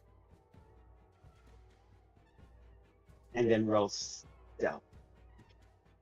Which I can't even see y'all's tokens. I can hover over them and find them, but this map is a little weird. Stealth. Okay, sorry.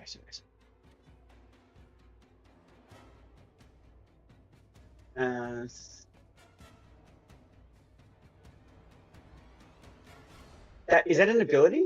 I've got like Yes. strength, dex, con. It's toward the Int. bottom of the list, second to the bottom. Stealth. Oh.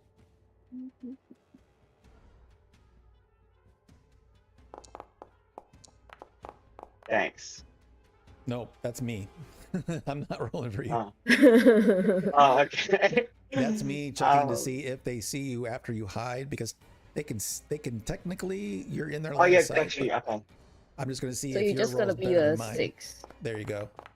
Okay, cool. Okay, great. Mean. So you disappear into the foliage. So your next attack will be at cool. advantage. Advantage with stealth. With snake. Yes. Perfect. Alright, gotcha.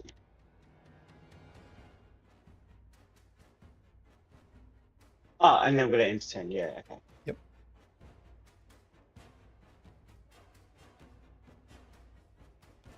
Are you also dropping prone or not? He doesn't have to. I mean, Am I he's able- hidden, so Yeah, fine. the difference is, well, of course he's hidden, Yeah. but how targetable someone is.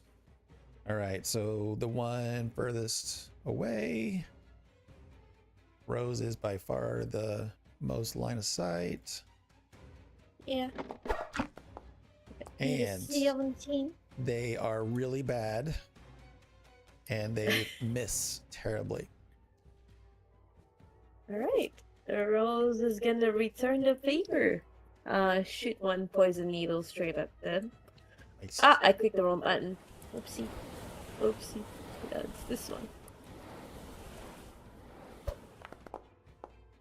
Please. 4 on the dice, but not enough. It goes 10? wide. No. Rose. You win this time. Rose is a human, and therefore you start every day with inspiration. An So inspiration. you have that Do available. I wanna No. Okay. I mean, it's level 1, right? Yeah, What could go wrong? not exactly. What could go wrong? Exactly. Yeah. I'll re-roll that. So on Rose's character sheet at the top right, where it says your level, there's a little star area there. It looks like a gem that if you just click it or unclick it, it lights up. It's inspiration. It doesn't, clicking it or not clicking it doesn't really do anything. It's just so you can keep track. And that is what you needed. So it worked. So Alrighty. inspiration lets you re-roll any D20 roll. But she's human. She gets them every day. I believe it's any die roll. Probably. Typically it's used for D20, but yeah. Mm-hmm. Yeah, You did hit, so you can a roll little damage. spoilering, but All right. you get Please. Oh, Yeah, 1 damage. one. She's easy to hit, Oh but yay. she can take damage. Let me just double check it. Oh, yeah. All right, nothing much. That's it. Okay. Eloin. Okay. Fireball. Level.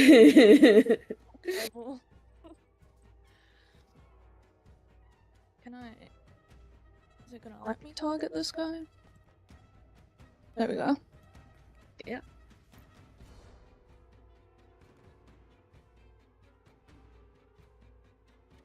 Oh, you gotta Oh, kill I the. did that. Yep. Twice. I'm lagging a little bit, so Uh-oh. sorry. Okay. Must be the heat. Probably. It was a 20 and then rolled to an 8, and that just misses. You needed one Oh. more. You need a 12. Yep. Of course. Okay. So I'm gonna move slightly further back. Yep. And then I'm done. All right. Proxy. all right. So Proxy is going to stand up from prone, Mm-hmm. and she will drop concentration because. Oh, well. Draw concentration. Anywho, which ball? and she will move 15 feet, 10 feet, so that she has a clear line of sight to this guy, and he will take one of her pebbles. Oh. Oh. We already said that she had cast Magic Stone. Which doesn't And seem to be then- doing anything mechanically. I have to look into that, but like I said, it's Well, not from it the core does. It books turns for it Foundry. into a D8. So Okay.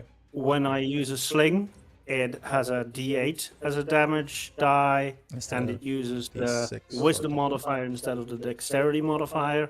Okay. So when I roll with the Hoopak, I'll custom roll the damage.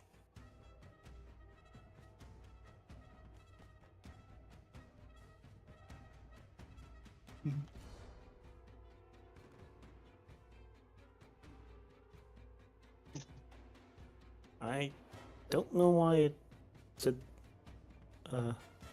Did you click the Hoopak?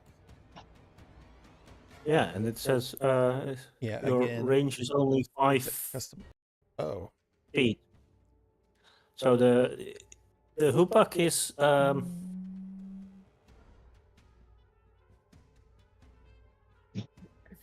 It's the same as a. isn't seeing the fact that Is it a? I can also use it as a ranged weapon. Is it the same as a sling? It's the same as a sling, although the range is 30? different. But Oh, the range is different. So because sling was 30 or is 30. I believe it. The sling is. Yeah. Okay. Yeah, it's 30. I'll roll sling then. It should be updated if you want to use the hoopback. But There we go. That should hit. Then we do. Yep. Custom plus. and if you don't already 3. know, just in the chat at the bottom where you could actually chat, yeah, you could roll any custom dice you want. So 5 on the one that was below you. Yeah, on the cliff. All right. That's not enough to take him out, I No, presume. not quite bloodied either. That's too bad. I'll move 5 foot back. Oh. And I'll go back to Proden, because screw this. And turn. All right.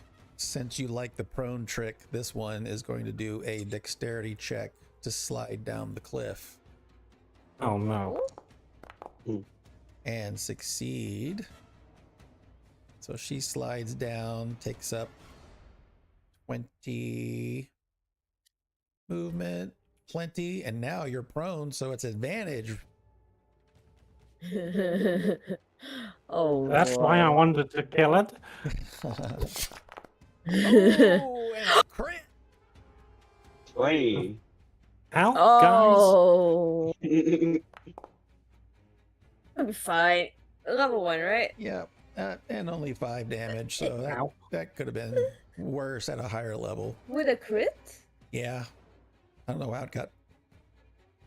No, you should Oh, it roll didn't do twice. the With crit. dice plus 1. Yeah, you didn't do guys? crit. It's This just is one. enough. Sorry, I should have shut up. My bad. Plus 1. Not bad. It's a so- 6. Yeah, it's a 6. Better getting killed, man. Whoa! I did that wrong. I did that wrong. That's You're supposed to add He's 6. a blood not minus hunter. He'll 6. be fine. All right. I think.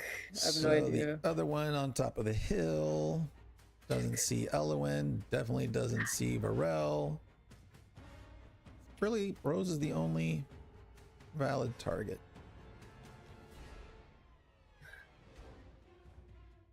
Hit me, I dare you. Oof. Oh Horrible. shit, the net 20 was scared me a bit. 8 doesn't hit. Right, Varel. Oh, my turn. Varel. Okay, so I've put some items into my you know, like the numbers at the box at the bottom, the favorites. You know, it's got 1, Yeah. 2, 3, the slots. Yeah, so I've put them there. Can I use my short bow again? And hit. the guy that's in melee with me. You can get sneak Yeah. attack on him. I can sneak, yeah. He's got But advantage. I've so already he's got sneak got attack no sneak, matter 'cause what. I'm hidden, right? Yes. Yeah. Yeah. Yep. Okay, so Also true. I'll target her. I'll target her. And I can just click my short bow, right? Yep. Yeah. Okay, cool. But you'll just be Who sure is he targeting? your buddy. As- Just make sure you click Okay. advantage Yeah, your guy. Yeah, the when one you next to click me. the attack. But everything else is the same. I've got advantage, right? Yeah. Okay, cool. All right, a 10 on the dice So I gives take you the 10? 17, and that is Yeah. a hit. So roll your Beautiful. damage. Sneak attack. Mm-hmm. So this, even though I've got sneak attack, I press normal and it will apply sneak attack automatically, You're right? going to do Or- normal, and then you're going to roll the sneak attack in your character sheet after this. Okay, so It's like a roll separate that. action almost. Uh-huh. All right, so that does 7 by itself. And actually, No sneak attack needed. They're dead. On that note, Proxy is getting angry, and she says, "You're my proxy now, and I'm using Blood Curse of the Fallen Puppet. When a creature you can see within 30 feet of you drops to 0 hit points, you can use your reaction to have them make an attack against another creature within 30 feet of them, which should be the other guy on the cliff. And But you need The to. guy's 40 feet though. You're a blood hunter. You've got to take damage yourself. You've got to harm yourself to do that. that's if you want to amplify it. Okay. Fair. And I don't need him to move first, because Don't you have to use It has a to be blood a weapon maledict attack. though? Blood curse. It uses something. you use a Blood Curse, but Okay. and I can only do this like twice Twice. for short rest. All right. So it is the blood maledict, is what it's called on your character sheet. Yeah. Um, And so now the So, bandit sorry, has to make a Do I end my The turn bandit- now, or the bandit has to make a weapon attack against. He's doing the a other reaction, so bandit? even though it's not his turn, an event happened Uh-huh. that his character is able to react to, which in this case, an enemy dying within a certain range of him, he can kind of take control of.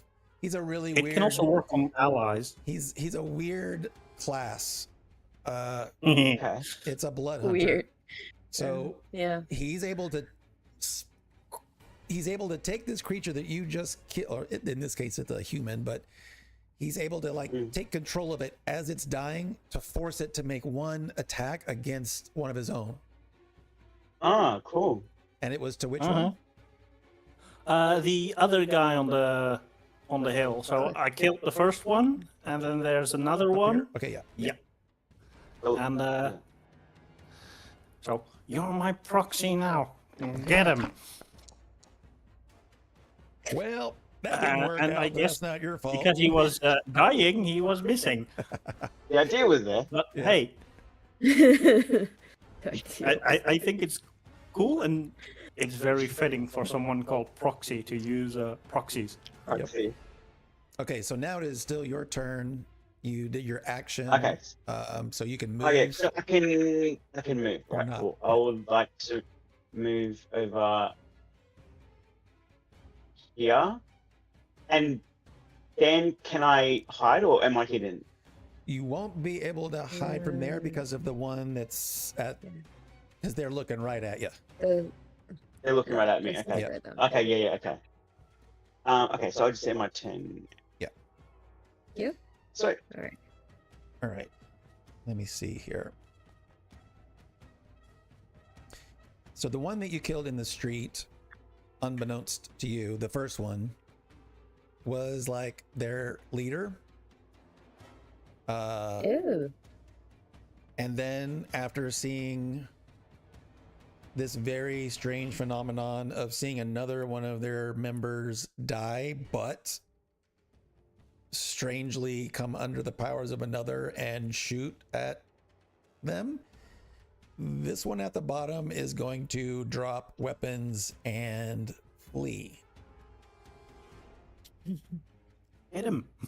which they can only get to there. But that's the turn. Oh man.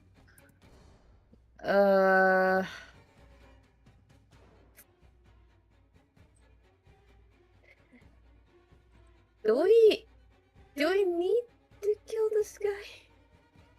How badly do we want this? It's XP. No, it's But you don't get milestone. And you're not. What'd you You say? can your- say that you what'd want say to your do alignment was? non. Was something neutral, You right? can say neutral good. Yeah. You can use non-lethal damage, Not but ranged. just knock them out. Not ranged though. At least that's how everybody I know plays it. Hit him in the leg or something. No, I was thinking of going entangle to get the Hmm. guy, but how badly do we want this, or do we just want to let him go? Well, there's also I am tempted to just let him go. there's also, and this is the Yeah, I'd say we just metagaming let that him I will go. do today and not again. But there's also the idea of capturing. Mm-hmm. I don't think it's that deep. How did they know that we were going to take this route? No, I think it was just Did it random. come It is through? a common Alright. route. Yeah, definitely a common route, but there may be more to it.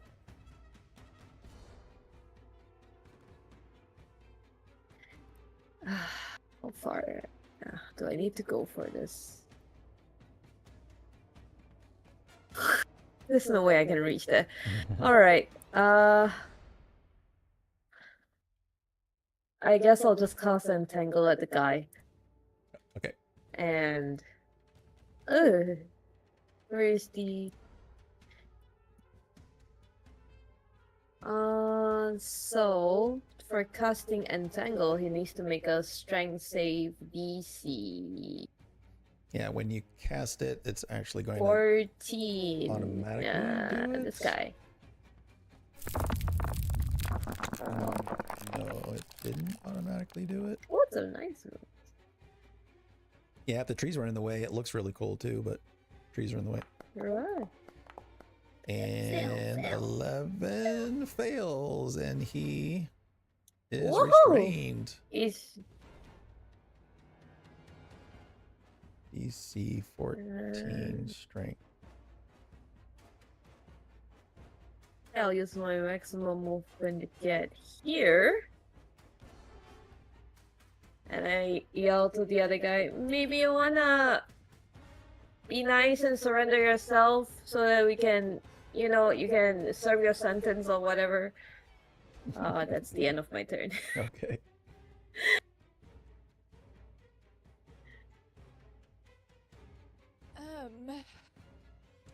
Did you decide Elowin's alignment? I think you already had it. Did you? I mean, I was like neutral, good. Okay. Neutral Who good. wants neutral Fair. good? I don't.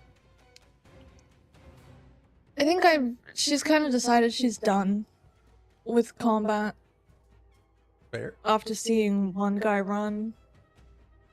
So I'm just gonna kind of walk up and try and catch up with the rogues. Yeah, I'm going to ask y'all later what your characters felt about what Proxy did. That's not normal. Taking control of Oh. a dying human and forcing them to attack.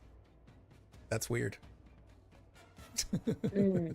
Yeah, she sort of scraped one of her legs, and there were little threads of lightning that attached and pivoted him like a marionette, like a puppeteer.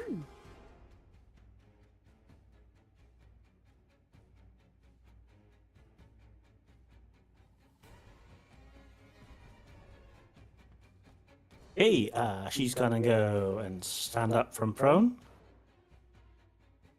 And move her 15 feet. And that is well within distance, so we're gonna go with another hoopbuck.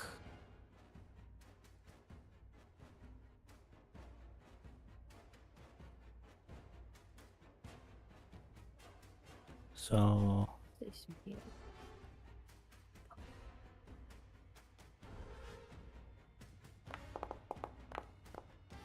Ooh, that fixed itself. That's definitely a hit. and we have +3. Very nice. That You hit punks him. you hit her square across the head. Blood is spurting out. She's still standing somehow. Barely. You should give up. And that's her turn. If you want to stay alive, you should give up. Well, she is so close to death. She has no problem dropping her weapons, and her hands go up.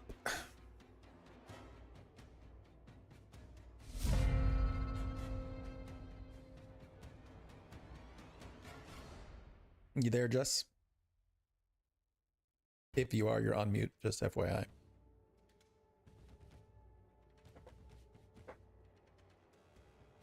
Hey, sorry, I'm back. No worries. Okay. No So worries, it's my mate. turn. Hey, that sounds pretty good. Okay. Right. Yeah, it's pretty good. Not bad. Okay, so she's dead. She's dead. There You're are- dead. Okay, cool. I'll There finish are that. certain words that are so Australian, like the way you say so, S-O, sir. I've tried. Oh, really? I cannot recreate it, sir. I can't. It's so cool, though. I love Australian. Sorry? Sorry? I don't want to. I can't. Okay, so I will. I might run up to her and use my rapier. Oh shit! Oh, wait, hold on. So I have to move first? Yep. So I'll move up here. So if you're gonna go up there, because it's a cliff, you need Yeah. to do a strength check. Oh, okay. Strength or acrobatics, I believe. It could be, but I'm proficient in acrobatics. Is that correct term? I'll let Is you do that the way to acrobatics. say it? It's fine. I usually do strength going up and dexterity going down, Oh, okay. Oh, yeah. but you can do acrobatics. Makes sense, actually. Oh, But you have lots of classes, right? It was good. And it Hey, wasn't there good. we As good as it go. wasn't good, but you are so proficient at it, even though it wasn't your best effort. You are able to get up there. I'll just Excellent. remind you what you don't have your alignment yet. What do you think your alignment's going to be? Do you have any idea? Good, neutral? I think it's going to be neutral. Okay, very good. Bad. No, neutral bad. Like erring towards the. Okay, Dark perfect. side sort of thing. Because this person is fucked up. They drop their weapons, hands up. So, but you're not a good alignment, so nothing is. I'm not stopping you from whatever action you're going to take. Okay. Yeah, she's going to get it. All right, sweep the leg, Johnny. Right. Yeah. That's it. That's gonna be a painful sweep. Yeah, it is. Oh, that was almost a. Yeah, it was. That 20. would have been brutal, but it's already brutal anyway. You definitely hit. And It's beautiful. And She has 1 damage. HP, so- with the rapier. Oh, okay. well, it doesn't matter because she had 1. So your rapier is like a long needle. She's got her hands up, giving up, looking horrible, can barely stand up, and you just come up and drive it right under her Attacks chin my and tame, bro. comes up through the top of her skull, and you ain't get out. And she falls to I'm the messing my. ground.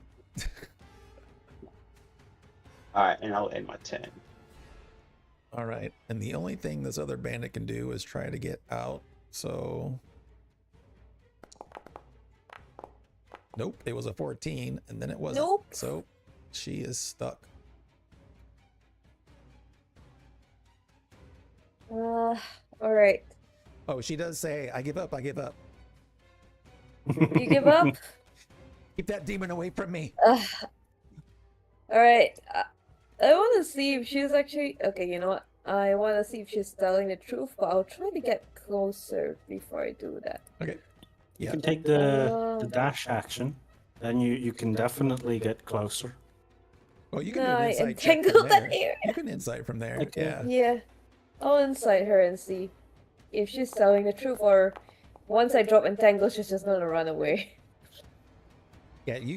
She, based on what she has just witnessed, how everyone was killed, the way they were killed, she is being honest. She is shaking. Right.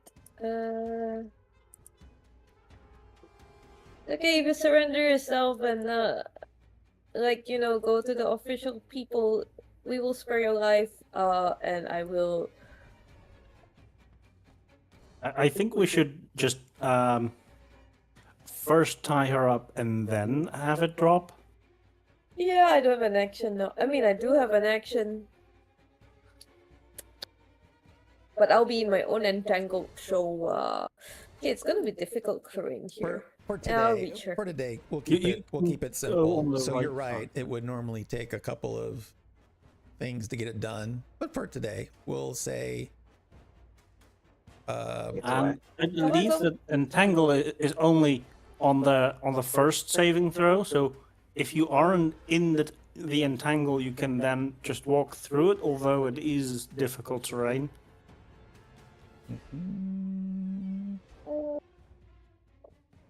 But it Yeah. might be. Alright, I'm gonna go up to her and use a. Do I even have a rope? If you would, it'd be in Damn it, the I'm pack. not a. I think everyone has. Yes, I rope. do. I do have a rope. I'll use a rope to tie her up and drop entangled. All right, I just dropped it for you. Yeah. And just because this is what I do, so do a sleight of hand check to see how good the rope is. All right. Easy. I'm not proficient at it, but let's go. All right. 11. 11. And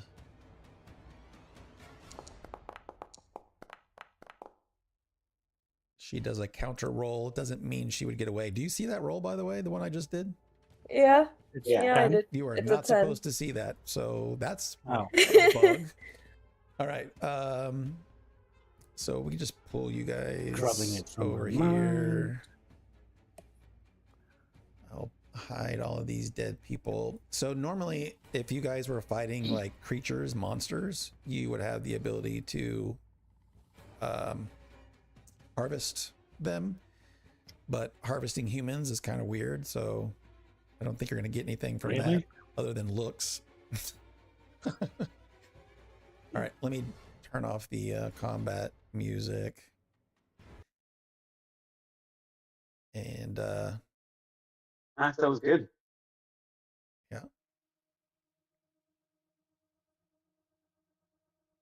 and what do you do?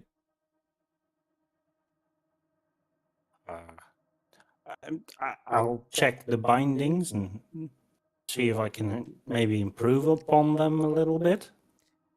You check them and they definitely seem very, very snug.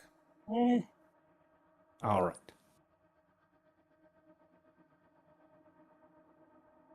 Yep. So, I think I think we can just throw her on the cart and continue, and then have a little break because some of us got a little bit hurt.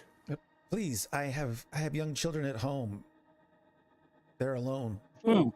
You can talk about that in the next village. I think I'm gonna turn to Proxy and just be like, "What the fuck was that?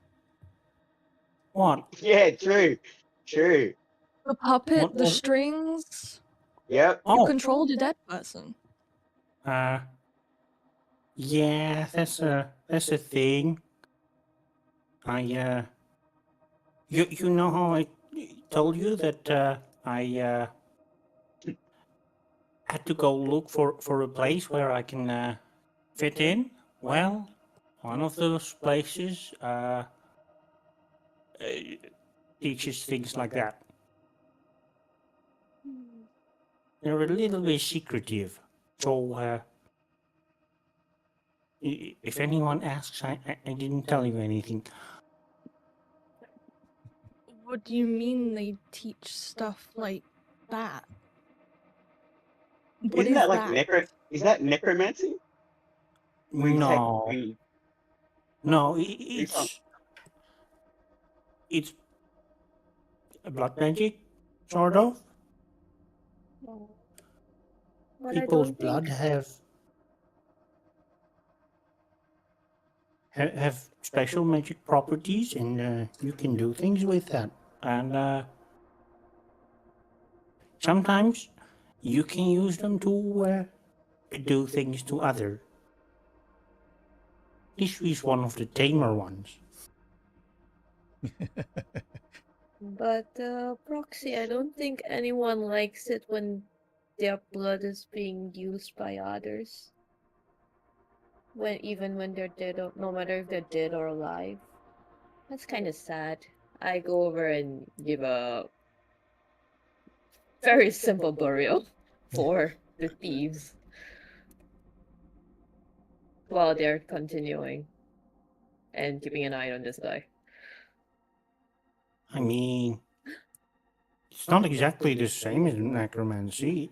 There's a bit of a difference between one tiny moment or for all eternity. One is certainly evil, but this, nah. I don't think he's bad. I suppose. I mean, there's that, and there's what you saw Burrell do. I mean, It's not like I'm stabbing No, someone he through the looks like face he would do when that. they Like, when they do that. have surrender. Burrell, since you seem to be the business guy of the bunch, can you roll a D100 for me? It's one of the options in the bottom of the chat. It looks like it's 2 dice together. It is 2 dice together. Oh yeah, Yeah. D100. Okay. Yep. All right. 56. 56. What are we rolling for? What is this? What is a D100? It's a I have secret. no idea. Oh, it's a secret. Okay. Revenge So, against us. While everyone else That's a lot of dice. We get. while everyone else is a little focused on Proxy and the strangeness of the scene, you are checking pockets of Nice. the bandits, and let's see Waiting. that first one. You find 2,400 copper pieces and 900 silver pieces. Ooh. Okay, so here is a thing. Can I distribute it? Can I allocate some resources of those, You or can I absolutely like can. get some? You absolutely can't, which is kind of the point I was just about to make. So Oh, okay. Cool. as long as you guys understand that it's just a part of the role playing, I will just say that Varel's character you just said is borderline evil, and the everybody already knows from what they've heard is that you are here to get money. Like, you're going into Drakkenheim to make money. That's what you portrayed. So it is up to you, but I also want to make sure that everybody's okay with it. That in this situation, based on what we know about Varel, you might have been trying to do it without anybody looking. Because based on what I've heard, it wouldn't be shocking if you're trying to keep that money without sharing. But that doesn't mean you have to do that. I want to make sure, first of all, that everybody in the party is cool with people like kind of playing to what their character does. Money can get people upset. I mean, I'm cool with it. If he decides to hide it, I'll just have at a later moment like, oh no, I don't have any money. Do any Varel, of my can you party give us members money? maybe have some money that they could help me with? So, I mean, Varel but becomes easy. the party sugar daddy. yeah. Just because you say, I mean, if you were about to say you were going to disperse it, so I'm not stopping you from doing that. I just want to be clear about what could happen now or in the future. But if you do say, I'm stepping away while they're talking and I'm going to go search their pockets, I will make you do a sleight of hand check if you're trying to do it without being seen. And I like to do that. Yeah. And everybody has a passive perception, meaning without rolling, everybody has a minimum score. So you have to beat everyone's passive minimum perception score for them not to have seen you. Got you. Okay. So yeah. for fun, let's do it. Let's do it and see what happens. Yeah. Okay. So I'm going to roll a sleight of hand, and that has to be at the maximum person's perception. Yeah, which is that correct? You don't know that, but that's how I don't know what that. Yes. Right. Okay, so sleight of hand. So Which- I'll go.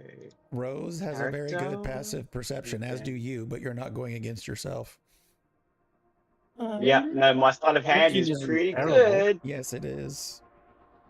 Wait, that's that.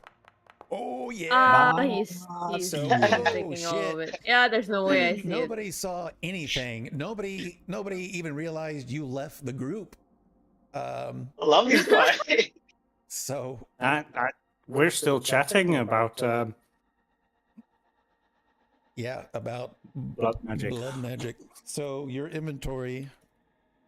So I slip away. If you go to your oh yeah, you've slipped away and you've come back. No one knows it, but your pockets are more full. So if you go into your character sheet, go to the inventory tab, Inventory, yep. and then the very bottom is your money. So you'll see now that you've got 900 silver and 2,400 copper in addition to the 8 gold you already had. Oh my god, look. 900 silver. your Oh yeah, 900 silver, currency. 24 copper. Got it. Yeah, cool, awesome. Now, if You max. Okay, great. oh sorry, go ahead, Rose. I keep we keep talking Ah, at no, the no, no, exact sorry. same I time. just Go wanted ahead. to. No, I just wanted to mention that now his currency is 66 pounds. LB, I think that's pounds. Yes. So pounds. he exceeded. Holy sheesh. Where are you seeing that? Oh, Like, yeah. you're seeing my. It's in the how party inventory, under Oh, in inventory. the party. See, that's Yeah, the now you have easiest way. 122 gold. Yeah, because you can carry Yeah. a maximum of 135, and you're at 140.9 after this coin. But again, I don't care too much about that. As long as the only time I will stop you guys from holding all this stuff is if you pick up 13 spears and you say I'm walking around with 13 spears, but I'm only going to use my short bow and rapier. I mean, picture that. You can't be holding 13 spears while trying to fight. That's where I draw the line, but I don't care about weight as much. As long as you've got somewhere to store stuff like money. Some people don't count money as all towards weight because that, I'm not saying that that's wrong, but it's considered somewhat extreme.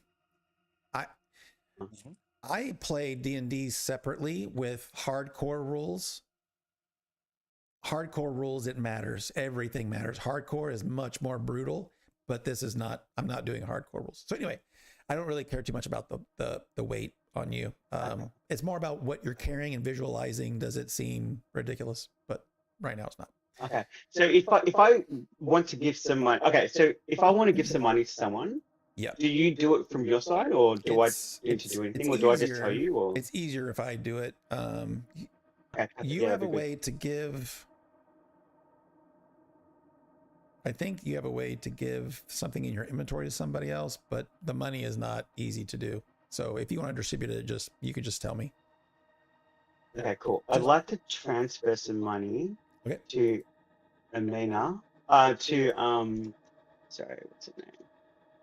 Elwin. Element? Yeah, to Element. Mhm. Me? Because she saved my life, yeah. So, Oh. say, I've got 900 silver. Can I give her 300 silver? Yep. And say 300. Oh, no, I haven't got that much. Say 40 copper.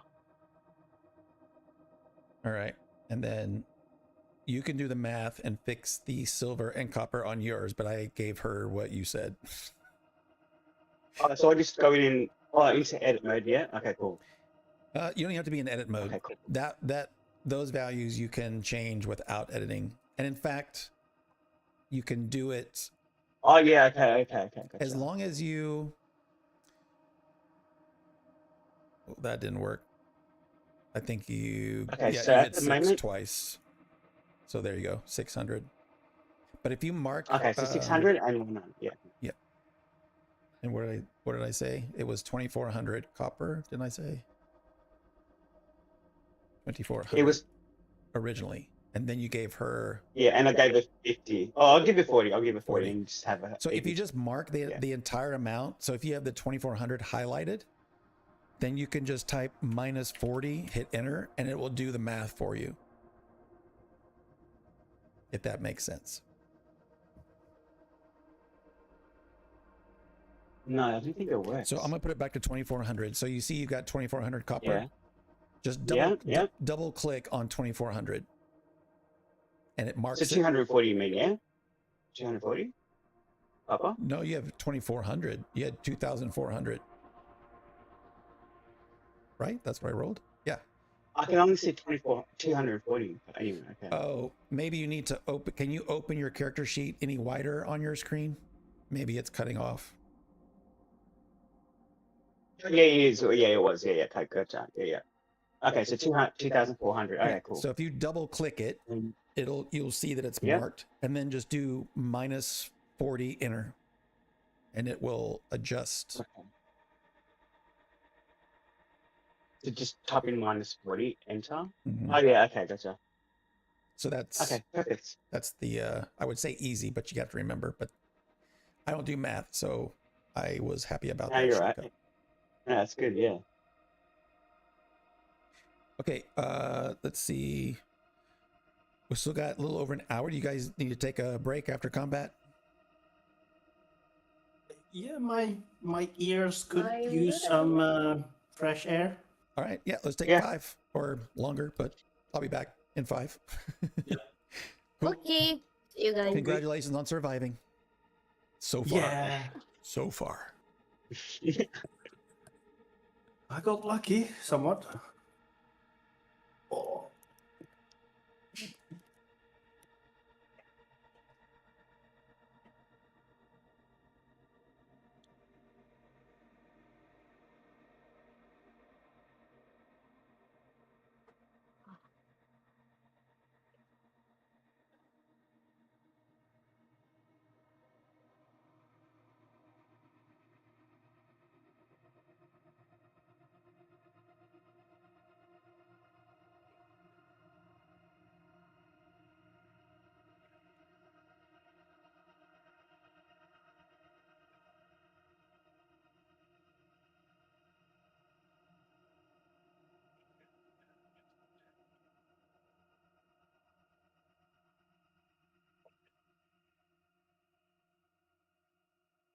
Oh.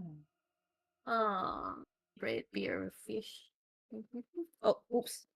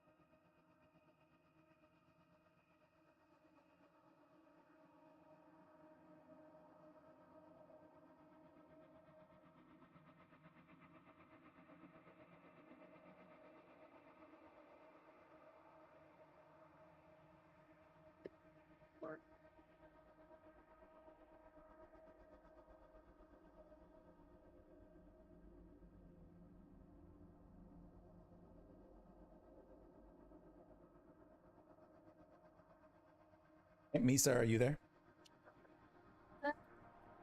How far are I'm you? having a little check. How far are you? I don't even know how to say it. How Kaohsiung? Oh, how far am I from Kaohsiung? Yeah. Kaohsiung is all the way down south. I'm in Taipei.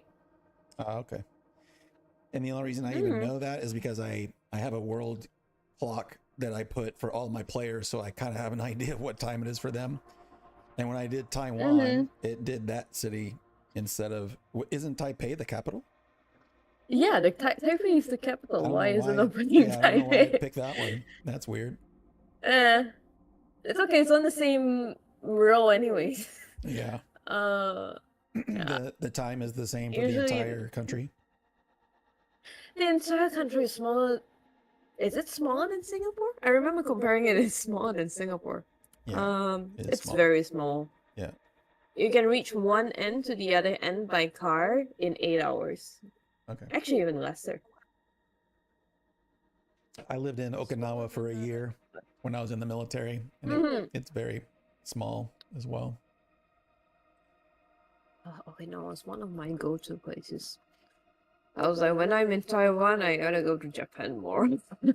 I'm taking my kids to mainland Japan summer Where? Which city? 2027. Because I was stationed in Summer Okinawa, but 27. I never went to mainland other than the airport. I love. You're going to summer. Juggling. Yeah, Hokkaido? Yeah, he's juggling over there. I have a Yeah, I have a- Hokkaido is good. Nagoya is also good.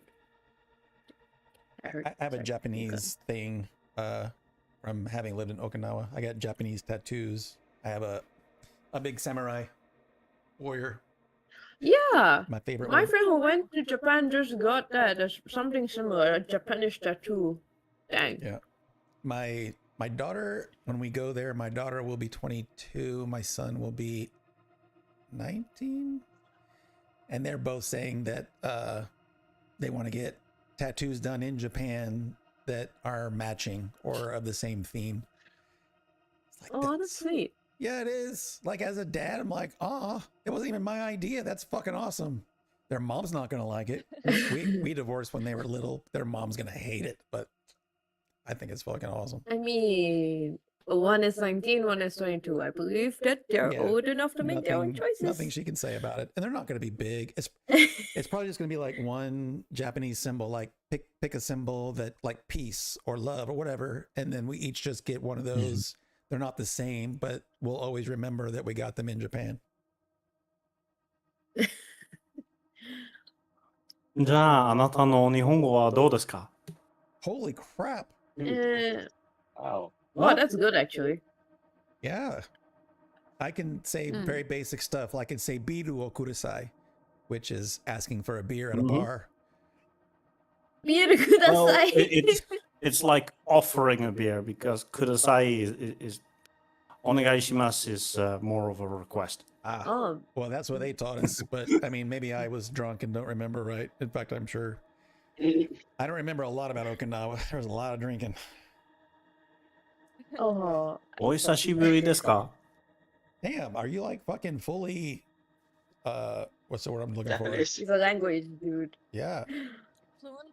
I'm not fluent in Japanese. Yeah. I used to be about intermediate, but it's been a while, so a lot of it has been slipping away. ですから、お久しぶりです。お久しぶり is it's been a long time. Wow. That's pretty Yeah. awesome. Anybody And that this learns guy multiple is- languages blows my mind. I'm bad at it. I'm fluent in Dutch and English. I speak a little bit of German, Spanish, Japanese, Korean, some Yeah, words the of languages, Chinese. man. I'm doing a little bit of Hindi, Turkish, Wow. down to 30 in Greek.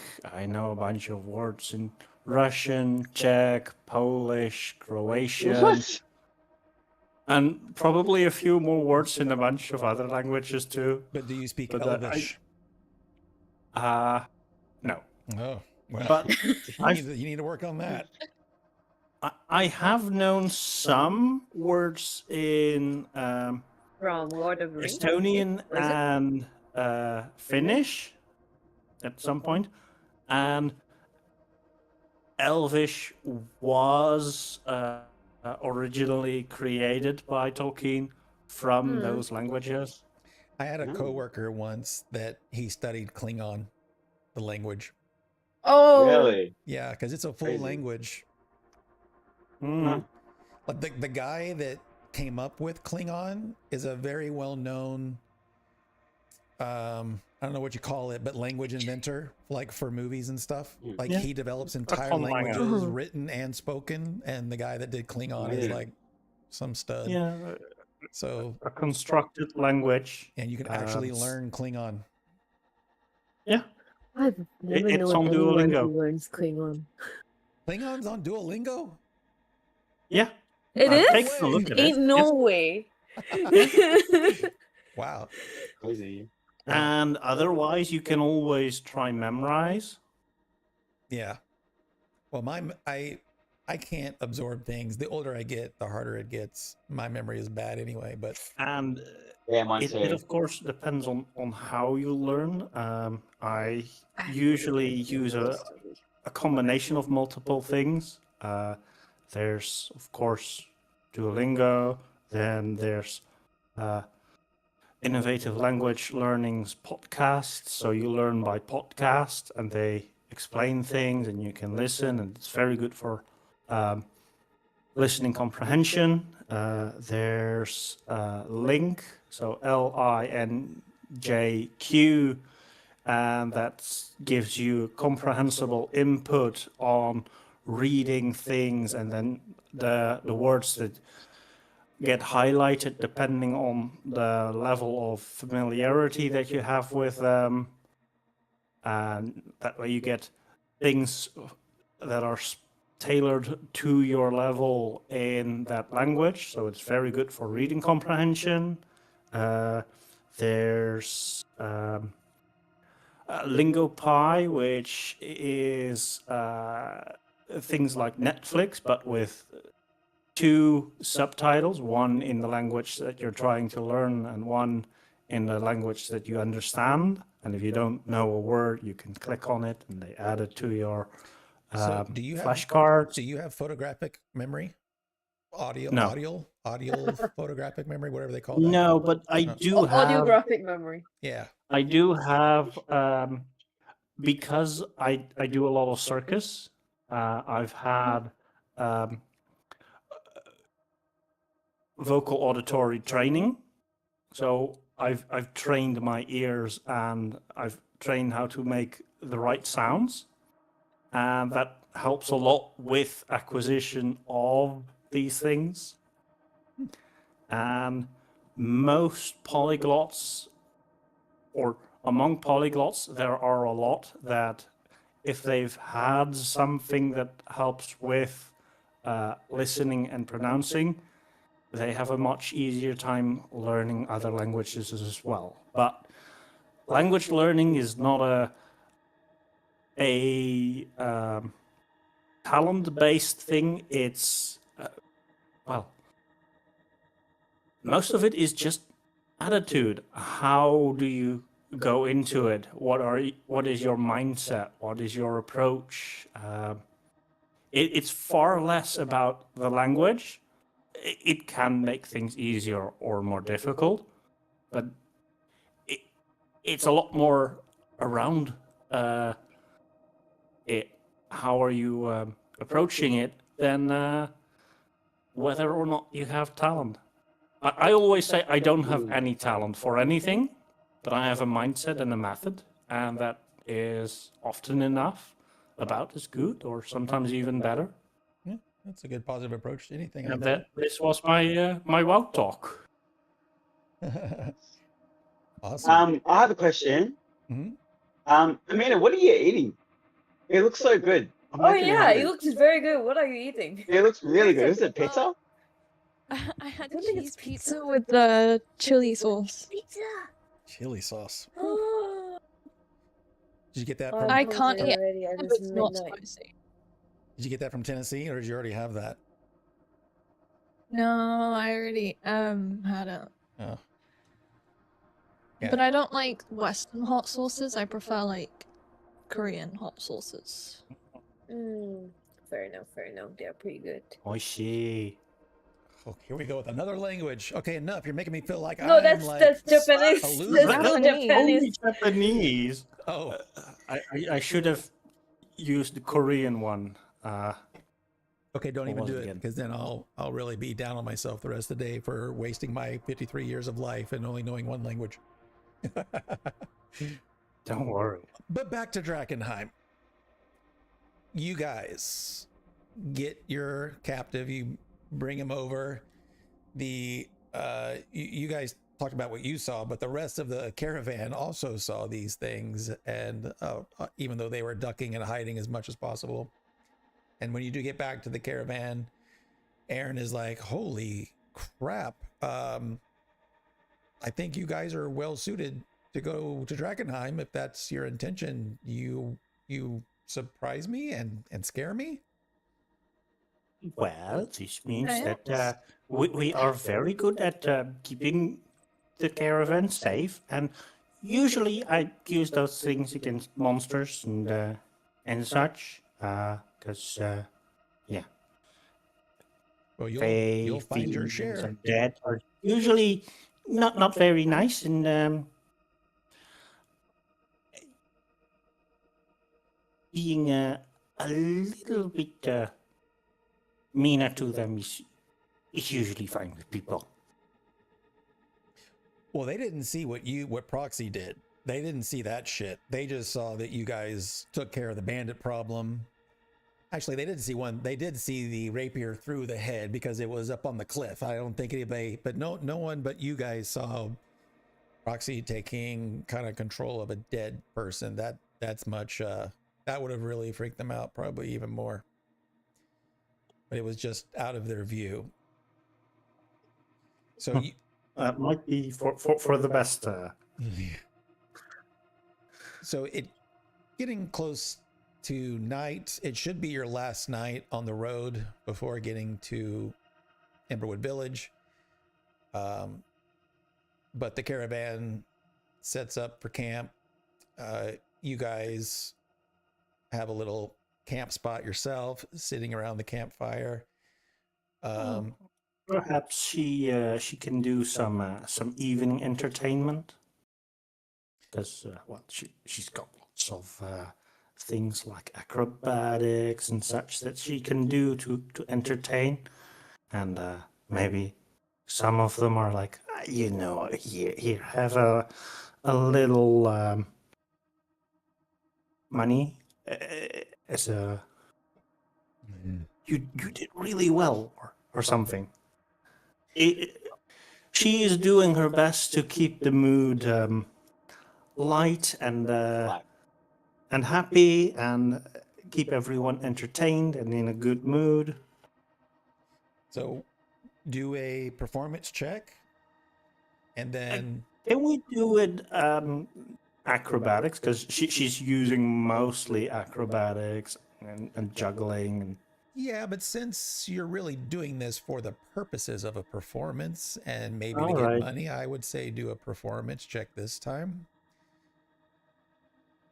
Aaron is also at the. Okay, very good. We'll come back to that. Crowd loving it, of course. There aren't any children, but the younger members of the caravan are especially intrigued by those skills. The old people are a little worn down and aren't as easily excitable, but still impressed. And then while you're kind of doing your thing just around the campfire, Aaron looks at Varel to ask a question, and then is like he doesn't really want to know the answer, and he moves on to Elowin and says, "So, what exactly is your skill? You don't look like a fighter. You don't look like a wizard." I'm an apothecary. I heal and try to research illnesses and find cures for them. You studied at the Amethyst Academy? I did. Are you still with the Amethyst Academy? Yes. Interesting.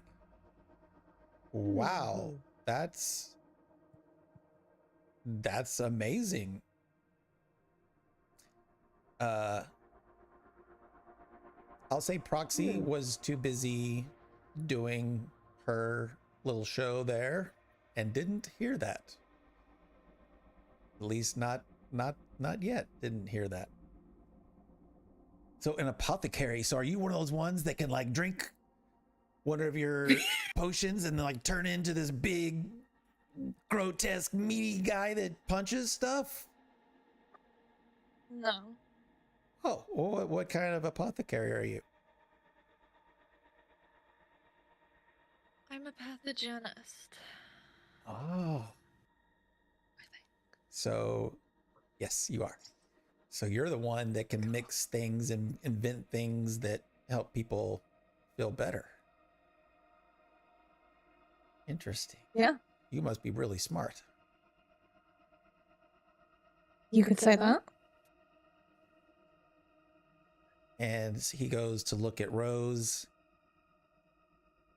and is a little concerned about what the answer might be. So you've got roses growing on you, Rose? Are you... Yeah. Have you spent too much time in Drakkenheim and this is your mutation? No, not really. Went to the East and then I prayed to.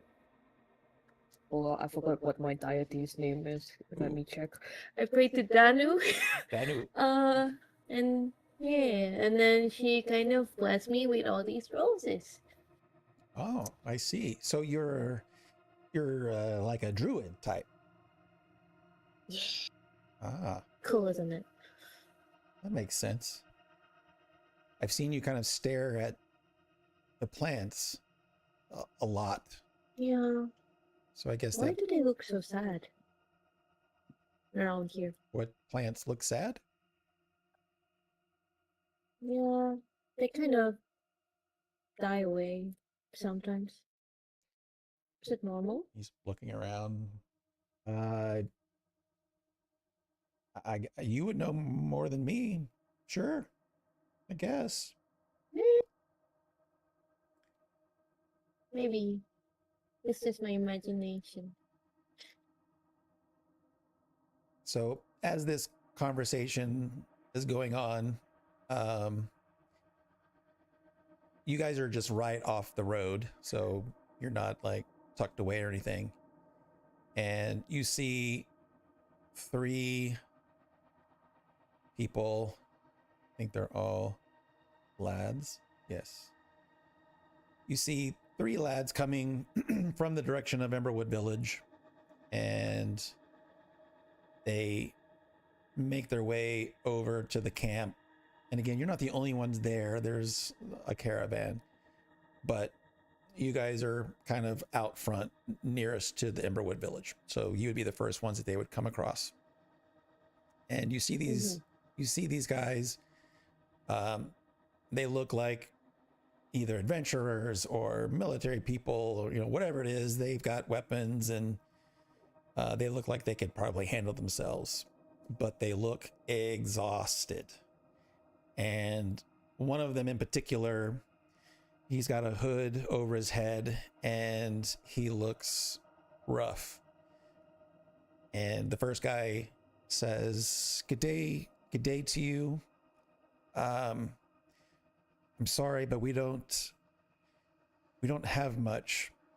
We're coming from Drakkenheim. We're all injured, especially our friend here. Do you mind if we share your camp? Maybe if you've got any spare food or water?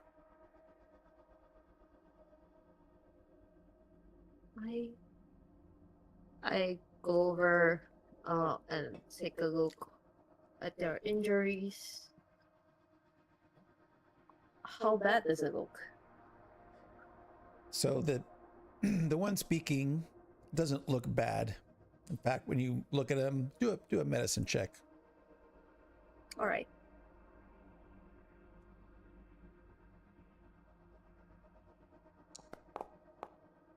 Please. Bam. Poof, poof. So 23. you look at the first guy, the one that was speaking, and you don't really see any injuries. He's got some dried blood on him, bruises, but what you mostly see is he's just exhausted, like he's just tired. And then the other guy that isn't hooded, it's about the same. He's actually kind of helping carry the other one, but the one that's hooded, you're getting a sense that he's more than just hurt. He looks really bad. He's kind of he's lost color. But yeah, he looks really, really rough. Oh, okay. I got it. So I offer them I think I have water skin.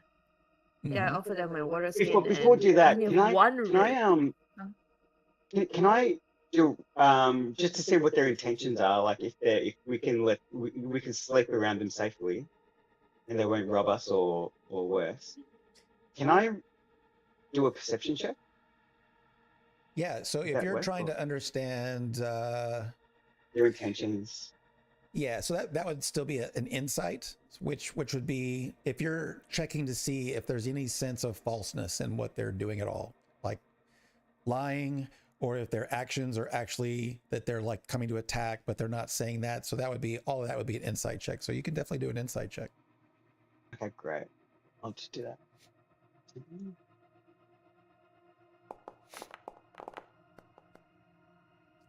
So a 6, so a 10. So a 10 is like average. So what you get from that is that you don't see any intention of them attacking. I mean, you can physically see, you don't deny that they look pretty tired and roughed up, and the one guy that is having problems even standing, I mean, that looks legit.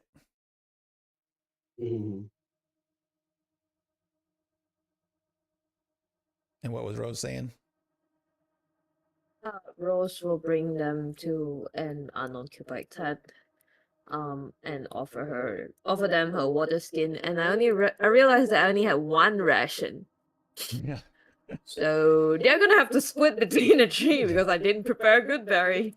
Well, the camp itself, they've got food and they've been feeding you guys too, so you haven't been having to expend any rations or anything. So there's enough there, because this caravan is mostly people bringing food and those types of supplies to Emberwood Village anyway, so that's not a problem. Okay. I will also, yeah, once they settle in, I'll probably ask the guy. I look around at my teammates if they wanna join this conversation, if they're unoccupied and wants to join in this conversation. If they're occupied, I'll make my way over. Alright. Yeah, as we're tending this guy, I'll probably ask him what happened in Drakkenheim. What happened to you? We went in to look for a friend, but we were overtaken by these horrible creatures. They looked like maybe they were people before, but their mouths were opening way too far. Their arms had been replaced, at least partially, with weird tentacles, and they looked at us like they wanted to tear us to pieces, and we had to fight to get away. But my friend here got the worst of it, and he seems ill, and it seems like he might be getting worse.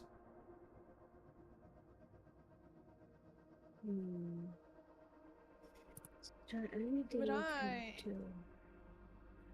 Would Elwyn know about contamination and the effects that that would have? Oh yeah, yeah, Good because question. you've been at the academy. So let's see. It's not really a medical check. I would say History? it could be. I would say Arcana? either nature or it could be arcana, except that that's, I'm trying to look for something that she would, based on her studies and what she's best at, would be either investigation or nature. I'd say either one of those would be sufficient. Could I give her the I help mean, they're action? both the same. The score is the same, yes. So really, it doesn't matter. It's Yeah. just flavor. Could I You wanna her give the me? help action? Yeah, could I? Yeah, as long as you are Uh, proficient, you can help her do that because you're right there with her and I am you're proficient in only nature. So. nature. Okay, so that means Yeah. you can do the nature check with advantage. Oh. And a 13 is 19. 19. Yeah, so you look at this guy and you can tell he's definitely got contamination, and it's more than just the first level contamination. It's pretty bad. One that would take a considerable amount of knowledge and skill to clear up.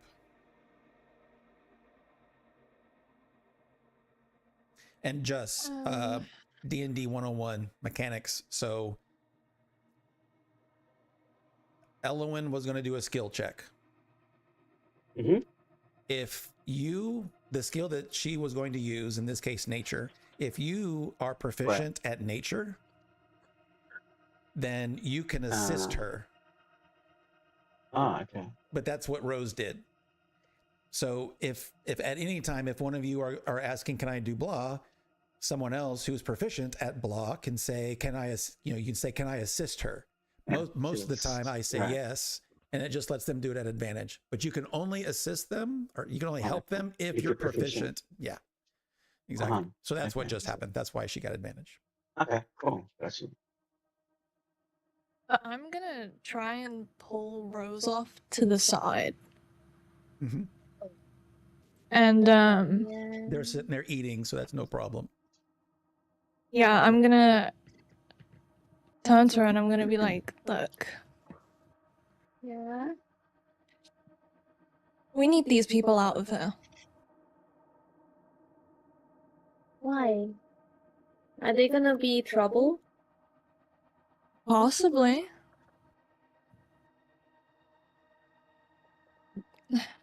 They're contaminated. Oh. And I don't want to risk anyone transforming and around all these people, and it could be bad news. As you say this, Yeah, Rose has nothing. they're trying to help their friend eat. At first, he's rejecting it. Then they finally get him to take a little bite. As soon as he swallows, he throws up. Not just a little bit of throw up, a lot of throw up. I look back at Elwyn. That Sure throw up, about this? that throw up looks like vial that is purple, disgusting. He starts convulsing. He goes down to the ground, but he's covered with his cape, so you can't really see, but something fucked up is happening. Oh. Is Proxy too distracted What do to we notice do? this, or No, you're hearing the conversation. In fact, let me, Thank God she pulled me away. before I say roll for initiative, let me see something here. Am I in earshot as well, or is this like a quiet Oh, conversation between the you're two? definitely watching it. I would say Direct line that is fine. your goal was not to help them. You're just kind of watching Yeah. Rose and Elwyn have the conversation, but you're just relaxing and eating. Can I hear them, or can I just hear them to like talking to each other? Whispering? Can you hit them? Can I Is hear that what you they're said? saying? Can I hear the? No, can I hear them? Can I hear the conversation, or can I just Oh see yeah, them talking and whispering amongst each they're other? definitely close enough. Yeah. Okay. Proxy, you were given a some tips, and you got 43 silver for your performance. Ooh, congrats. Nice. Not from the new people, but You sure not from this very handsome purple guy? no, not he wasn't handing out change. No. So at this point, you guys have to roll initiative. His friends who were there are so freaked out that they run. They're not sticking around to help in this fight. Roxy is a little bit distracted. See her initiative because she had just done performing and she's stuffing her face with some food. これはいい子ぞ。맛있어요. She says in Infernal, which is this is so delicious. That better not be infernal language. You're just using Chinese and saying it's infernal, right? No, it's Korean. Okay. I can attest that that was not Chinese. Okay. And it would have been something like 非常好. 好吃，好吃，好吃。 Yeah. Man, I feel like such a loser, and I've had a pretty good life, and this language thing is killing me. No. All right, You Jess, you don't need to need roll your initiative. Okay. I so- have plenty of tips I can give you. Like you said, it requires motivation and all that stuff, and even though I would love to do it, I don't have that much. D&D is my motivation right now, and I spend all of my time doing it. Oh no, just click on your character at the top, in the very top middle, the combat carousel. I said initiative, you Yeah. heard intelligence, I think. Sorry. At least I think I said initiative. Yeah, no, you did. Oh, Proxy's not showed up yet. Yeah. So you can do it from the character sheet, but Yes. the easiest way is close the character sheet, and just at the very top middle is your portrait that just got added because I started combat, and you just click on your portrait. So click on the dice on my portrait at the top. Eh. There you go. Perfect. Oh, dang. Okay, I'm gonna say that number in Australian. Niding. Is that good? 19. Yeah. But you don't say the T. You said the T is niding. No? 19, mate. Nine, Mike. My accents are bad. I'm just funny. Nine. I think it's funny. You do well. All right. This is Well, the big boss battle. That I once should have ag- saved my inspiration for. yeah. So we're in combat now. We're in combat with this guy. Yeah. Yeah. This guy has mutated because of contamination from within Drakkenheim. Okay. I will use my crossbow. My short bow. I was going to say we've got to kill him anyway because he's like. Okay, target, and then attack. Very nice. And with a 21, that is definitely a hit. Beautiful.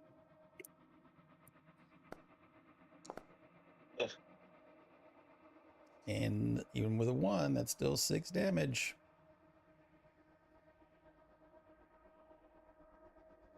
Okay, excellent. And then I will. I think I might just actually. My go. Go. And then I went to 10. Yeah. Alright. I am rushing up with my shield. And a bonus action Shalala. Shalala. Shalala. And then where is that thing? Where is the thing? There we go. Quarter stuff. And then I will attack this guy with my quarter shot Shalala. There we go. Is it? Eight on the dice. That is enough. That's a hit. Hey, it is? Yep. Right, nice. Yep. Damage roll. For 7 damage. 7 bludgeoning. Yes. And And that he's is end of bloodied. turn. Alrighty. By the time it's my turn in initiative, You did better. He's gone. You did better than I the won't have Dreg. to worry. You can keep playing with your fireballs. Oh, I don't have spell slots. I was gonna heal you, but I can't proxy. So Don't worry. just I gonna can shoot I can my act from a bow. distance. Oh, I didn't target him. Excuse me, can I target you, mister? Thank you. You're welcome. Oh, Oh, Elowen unfortunate. has studied these things, but never, well, not studied this thing. She has studied contamination and the idea of mutations, but seeing it in person is quite disturbing. And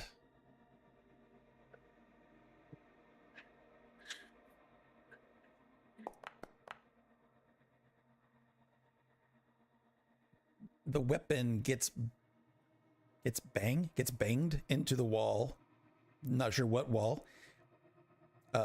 Attacks with Into the one of the weapon guards, are at perhaps? disadvantage until the attacker uses an action to straighten it out. Oh. Rubber. Your crossbow is fucked up. Okay, I'm gonna just move behind the tent since I'm so scared I whiffed my shot. Okay.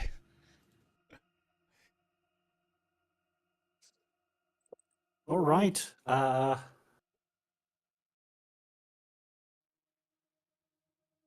Mind your manners. You shouldn't eat with open mouth. She says as she jumps up with and is spraying a little bit of her own food around. Yeah, that's why with the tentacles. And you should sit by the fire and relax a little. And she's going to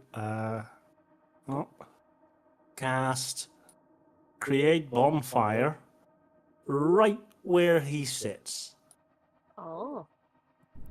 so that he is right on top of the bonfire. And as a bonus action, she will cast Magic Stone.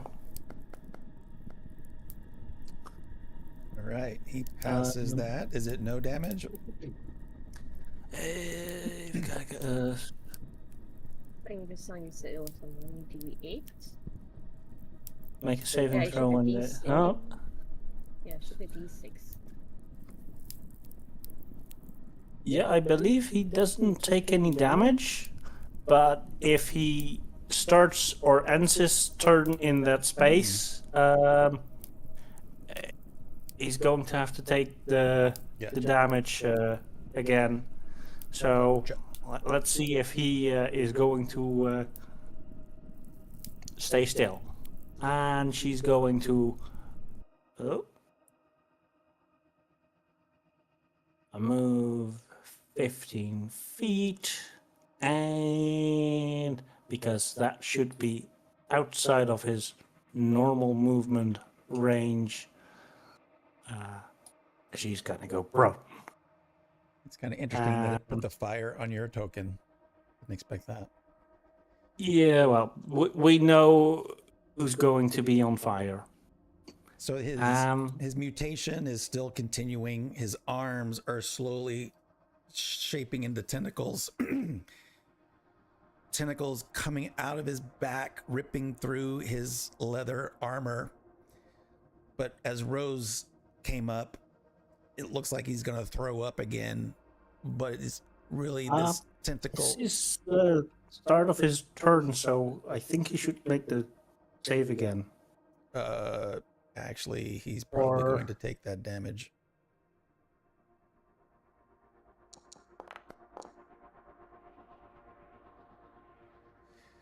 Nope.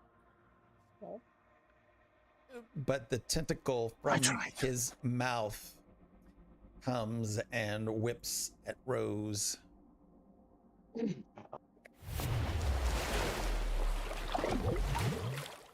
And because it's your lucky first session day, all of my attack rolls suck.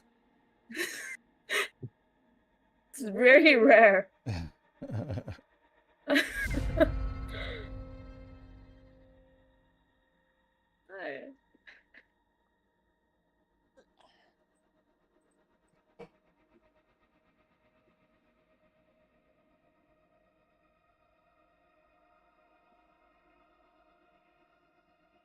You're up, Burrell.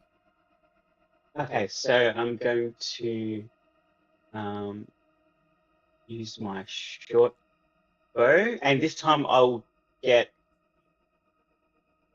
advantage, right? And sneak attack because he's close to Rose. You don't get Yeah. advantage because that's from hiding, but you will get sneak attack because Rose is next to your target. Okay, excellent. Did he hit him last turn with Vex weapon? Because then you get advantage on your next attack. That is true, and he does not have weapon mastery of short bow, only his rapier and dagger. Then I can't help. Okay, that's okay. I did my best. No. Oh, Ooh. you didn't quite pop out enough from the tent, and as you fire, it goes into the leather hide, pops out the other side, but not with enough momentum to reach. Okay, so that's me done, yeah? Actually, maybe I might move over.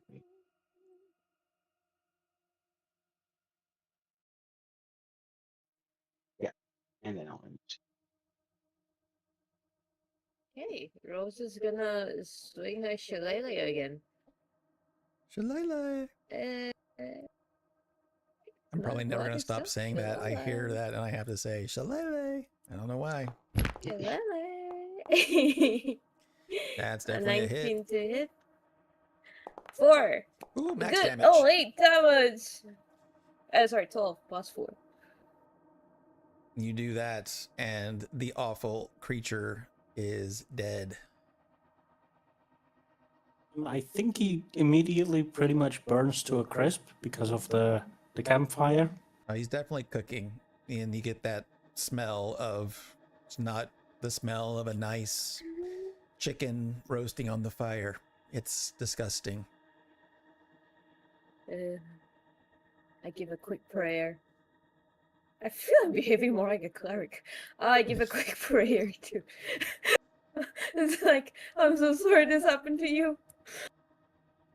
I'll stop concentrating. And I'm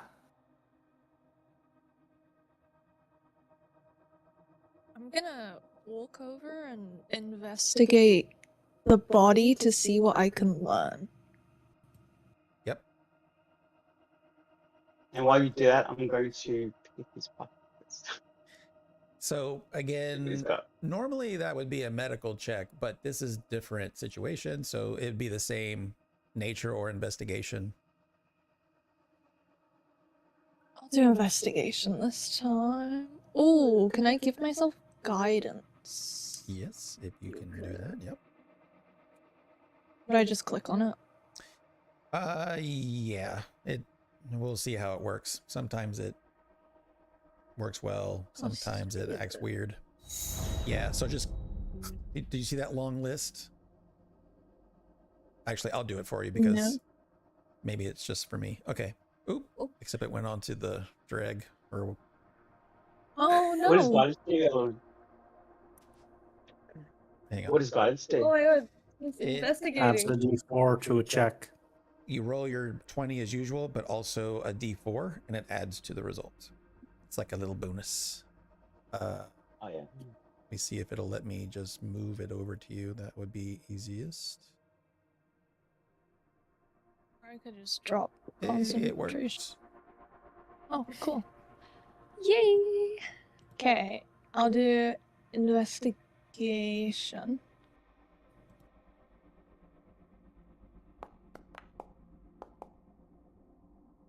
Oh, I think soft 23. credits of 22. Yeah, so from this, you're learning from this that there are definitely levels of contamination, and as those get worse and worse, it gets to a point where mutations are inevitable. And this particular example is actually not too bad of an example. You feel like it could get much worse than this. This is like an entry level mutation. Wow.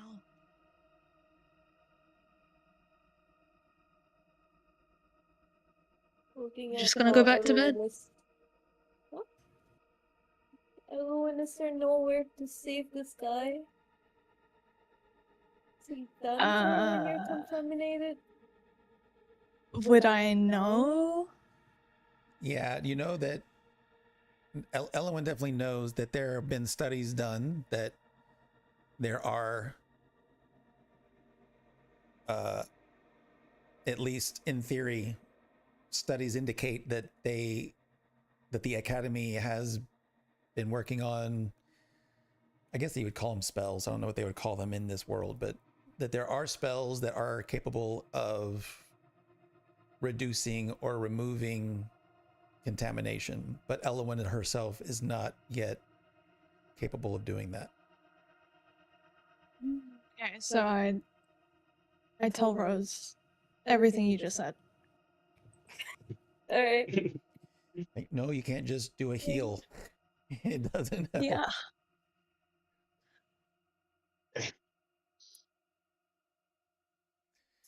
All right. And now I go back to bed.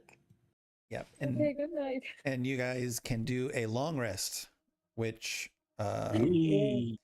if you hang on a second, I should be able to make it easy for everybody, because from the party, I can click on long rest, and then it should give you a card in chat that you just click on the tent next to your name. Oh yeah. I already did the 10th thing. Yeah, it doesn't hurt to do it twice, but yeah.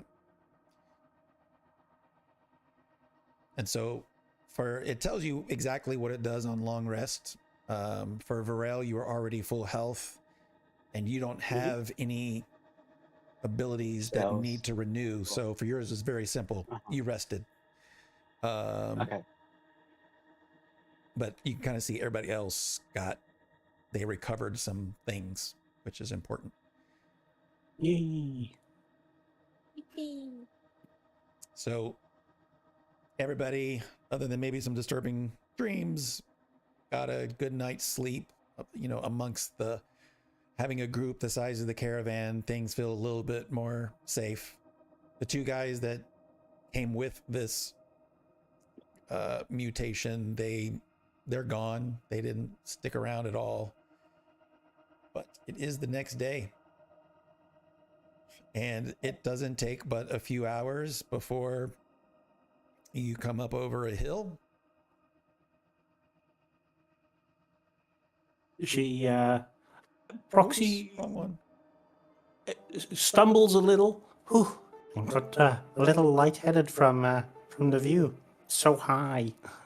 Yeah, You know, I don't like heights. So just looking down a valley can cause her to almost lose her balance. You know how you ever held a puppy like over a sink with water in it? And they do this No. phantom Mhm. swimming Yeah. when Yeah. Proxy's Yeah. looking over the edge of a steep cliff. Everyone else sees her wings like trying involuntarily. They're trying to fly out of nervousness. She stumbles backward. Yep. So it's Scary. still this is like 10 miles away, but from this purview you kind of see everything. So in the far distance, that is Castle Drakkenheim, which is where the king and queen used to reside.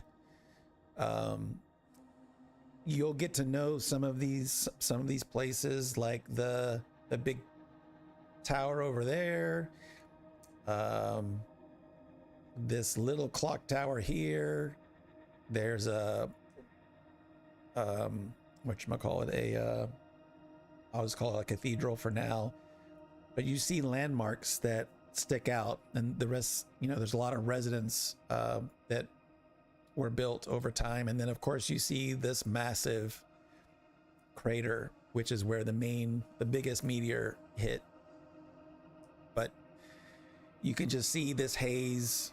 It's much thicker in places, but it doesn't give you a good feeling looking over this at all the first time you've seen this devastation, especially for those of you who lived or even spent time in Drakkenheim, which I think all of you did. Yeah, but I mean, Proxy was probably like 6 or 7 when she left. So she remembers some of it, but because she left a couple of years before the meteor hit. Yeah, but it is much worse than you imagined. Far worse. Oh. Varel's purple skin is pulsating. It's changing hue. I'm just making that up because he's purple. But I think for today, that's where we will end it. So Awesome. You are very close to Emberwood Village, and that's where we'll be headed next time. So can I just ask as well? So just to recap, so we can't, when we go to Dragonheim, we can't rest there, right? We have to come back to Emberwood. Is it Emberwood? You just have to rest get there. out That's all. of. So basically, you can see the not the fence, but the wall around. Yep. The proper wall around Drakkenheim. So pretty much outside of that wall, you can long rest. Inside the wall, you can short rest. You just can't long rest. Okay. So it just depends. Like a short rest sometimes helps, sometimes doesn't. Long rest always helps, but you can't do it inside of the city walls, basically. And the haze, you'll be able to walk in Drakkenheim, but where the haze is worse, so that's called the deep haze, you run the risk of getting contamination just by being in it. And you've got levels of contamination, and as those levels go up, it affects what your normal abilities are. Like, it affects your attacks, it affects your movement, I think. I don't remember, but we'll know by the time. But anyway, and eventually it gets to the point where it gets so high that I tell you need to roll for a mutation to see what happens to your body. But as you So guys if we're in go, the haze, we kind of get debuffs, right? Like our attack might not be as high. Some as it mutations can normally even be a buff. yeah, some mutations actually you're like an X-Man. Yeah, you're fucked up, but it actually can help you. It's very random, very unpredictable whether the mutation will be advantageous, but it's gonna require getting contaminated, and some of it can be very fun. But removing contamination's a third level spell, if I'm not telling too much. So And there will be it'll be a there'll while be before people we that you can buy. You can buy healing to. yeah, but that can get expensive, though it varies from campaign to campaign, because the first campaign it was 300 per person, 300 gold, and in the other campaign it was only 20 gold. So that that's a bit of a change. Well, you have an apothecary For a with you, so potion? as long as she survives, We'll I don't know. make sure that I need to she, look. I don't know what Circle of Contamination does. I don't know if that gives you the ability to remove contamination as a druid or not. It I does. do It believe does. they It's just at the least whole. get the spell. Yeah, I think it's but it's not early levels. It's around level 5, level 6-ish. Level 5. Mm, You 5? can learn it at level 5 because it's a third level spell. Yeah. So I get to learn it at level 5. Long way to go. Well, thanks, guys. This was fun. I was very nervous because it's the first Drakkenheim session that I've done, but I think it went pretty well. Yeah, no, it's good. It's fun. Yeah. Yep. I really like the vomiting part and changing into someone else. It was funny. Emilio's reactions was priceless. Yeah, well, you had no idea, like, was this going to be like a killer battle? But now that you've gone through it, I mean, above table, that was just to introduce you to contamination and mutation and what it can look like. It's funny how his friends dropped him off, saw him throw up, and just left. Get the hell Yeah, out of there. friends. And I wanted and to it's ask- because like most people are not heroes. Most people are not. Mm. They just came out of Drakkenheim and they are terrorized by it. And seeing their buddy, they're like, "Fuck this! I'm out of here." Yeah, Like, we're out of here. Hi. I'm not paid enough for this shit. yeah, I mean, I tried to help, but I can't do anything. I'm done. It's your problem now. Yep. All right, guys. Thanks. I know Thanks. it's early, but if there's anything you guys would like to see more of or less of, or any feedback, you can never hurt my feelings. I just want to make sure it's fun for everybody. So hit me up if you need to. Otherwise, I'll see Cool. you in chat. Yeah. Can I add you guys to my Discord list? What was that? Can I add you guys to my Discord list? Or Oh, it's fine. I like, think I. Yeah. is that right? Sure. Awesome. And I'll just I'll DM if I've got any questions. Perfect. I didn't interrupt too much, did I? Nah. No, not at all. I know how I fine. can get sometimes, and I know that at session 0 I had a tendency to sometimes interrupt, but yeah. It's fine, man. No, I think it's good, and it's always Okay. going to be good because Yeah, it's good. I study this stuff, but I don't retain it a lot. So from time to time, it's okay to correct me or not correct me because nobody likes that, but to say, well, what about this? And they're like, oh yeah, I think you're right about that. Like Entangle, I think that was a perfect example. I had in my mind what Entangle does, and I had the mechanic wrong. If there's a rule for it, I want to stick to the rule. I'm not the kind of DM who changes things because I want it to work differently. I don't think there's a case of that. But I misremember things often because there's so much shit. Pretty much, yeah, true. Yeah, but Yeah, anyway, I'm 2014, flexible. 2015. Yeah. I am a little bit of a knowledge sponge, and just to make sure that I understand things correctly, I sometimes am like, but I thought that this works like that and that. I'm the same Because, way. yeah. By the way, that reminds me, I kept wanting to say it. If you guys, something that I like as a player and a DM, let's say we're in battle and I'm looking at Elowin's character sheet right now, and she's got Chill Touch, which is a cantrip that is unique to I think that's unique to Drakkenheim. But she's like reading it and she's like, I'm not really sure. If you right click anything in your character sheet, there's an option there that says display in chat. So it throws it into chat and now we can all read it. Because I have ADD and by the time I get from sentence 1 to sentence 2, sometimes I'm done. But I need to get to sentence 3 and 4. So again, if you guys read something and I'm not scanning it correctly, then I'm all for that as well. It happens to me all the time.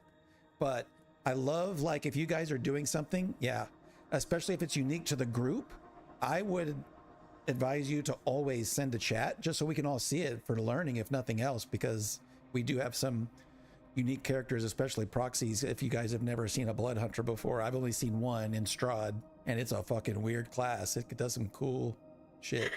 Yeah, it is. But Yeah. she's mostly going to be monk, but for now she started out with some weird blood curse stuff.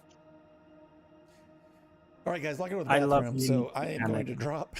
If you guys want to hang out, that's fine. I'll leave the server up for a while too, because I'm going to be doing some stuff. But anyway, thanks, guys. Awesome. Thanks, guys. Cheers. Thanks all. Cheers. I Yeah. think most of the things that I was like, this may have to get changed, already got changed, like the spells and such. I still need to look at them though, to make sure that they're doing what they're supposed to. But yeah. cool. Anyway, I'm glad with this one. I look forward to when we meet the one that I'm not going to spoil everyone else on. But Excellent. I'm looking forward to her character sheet as well. Awesome. All right. Take care. Talk to you later. Okay. Bye. Bye.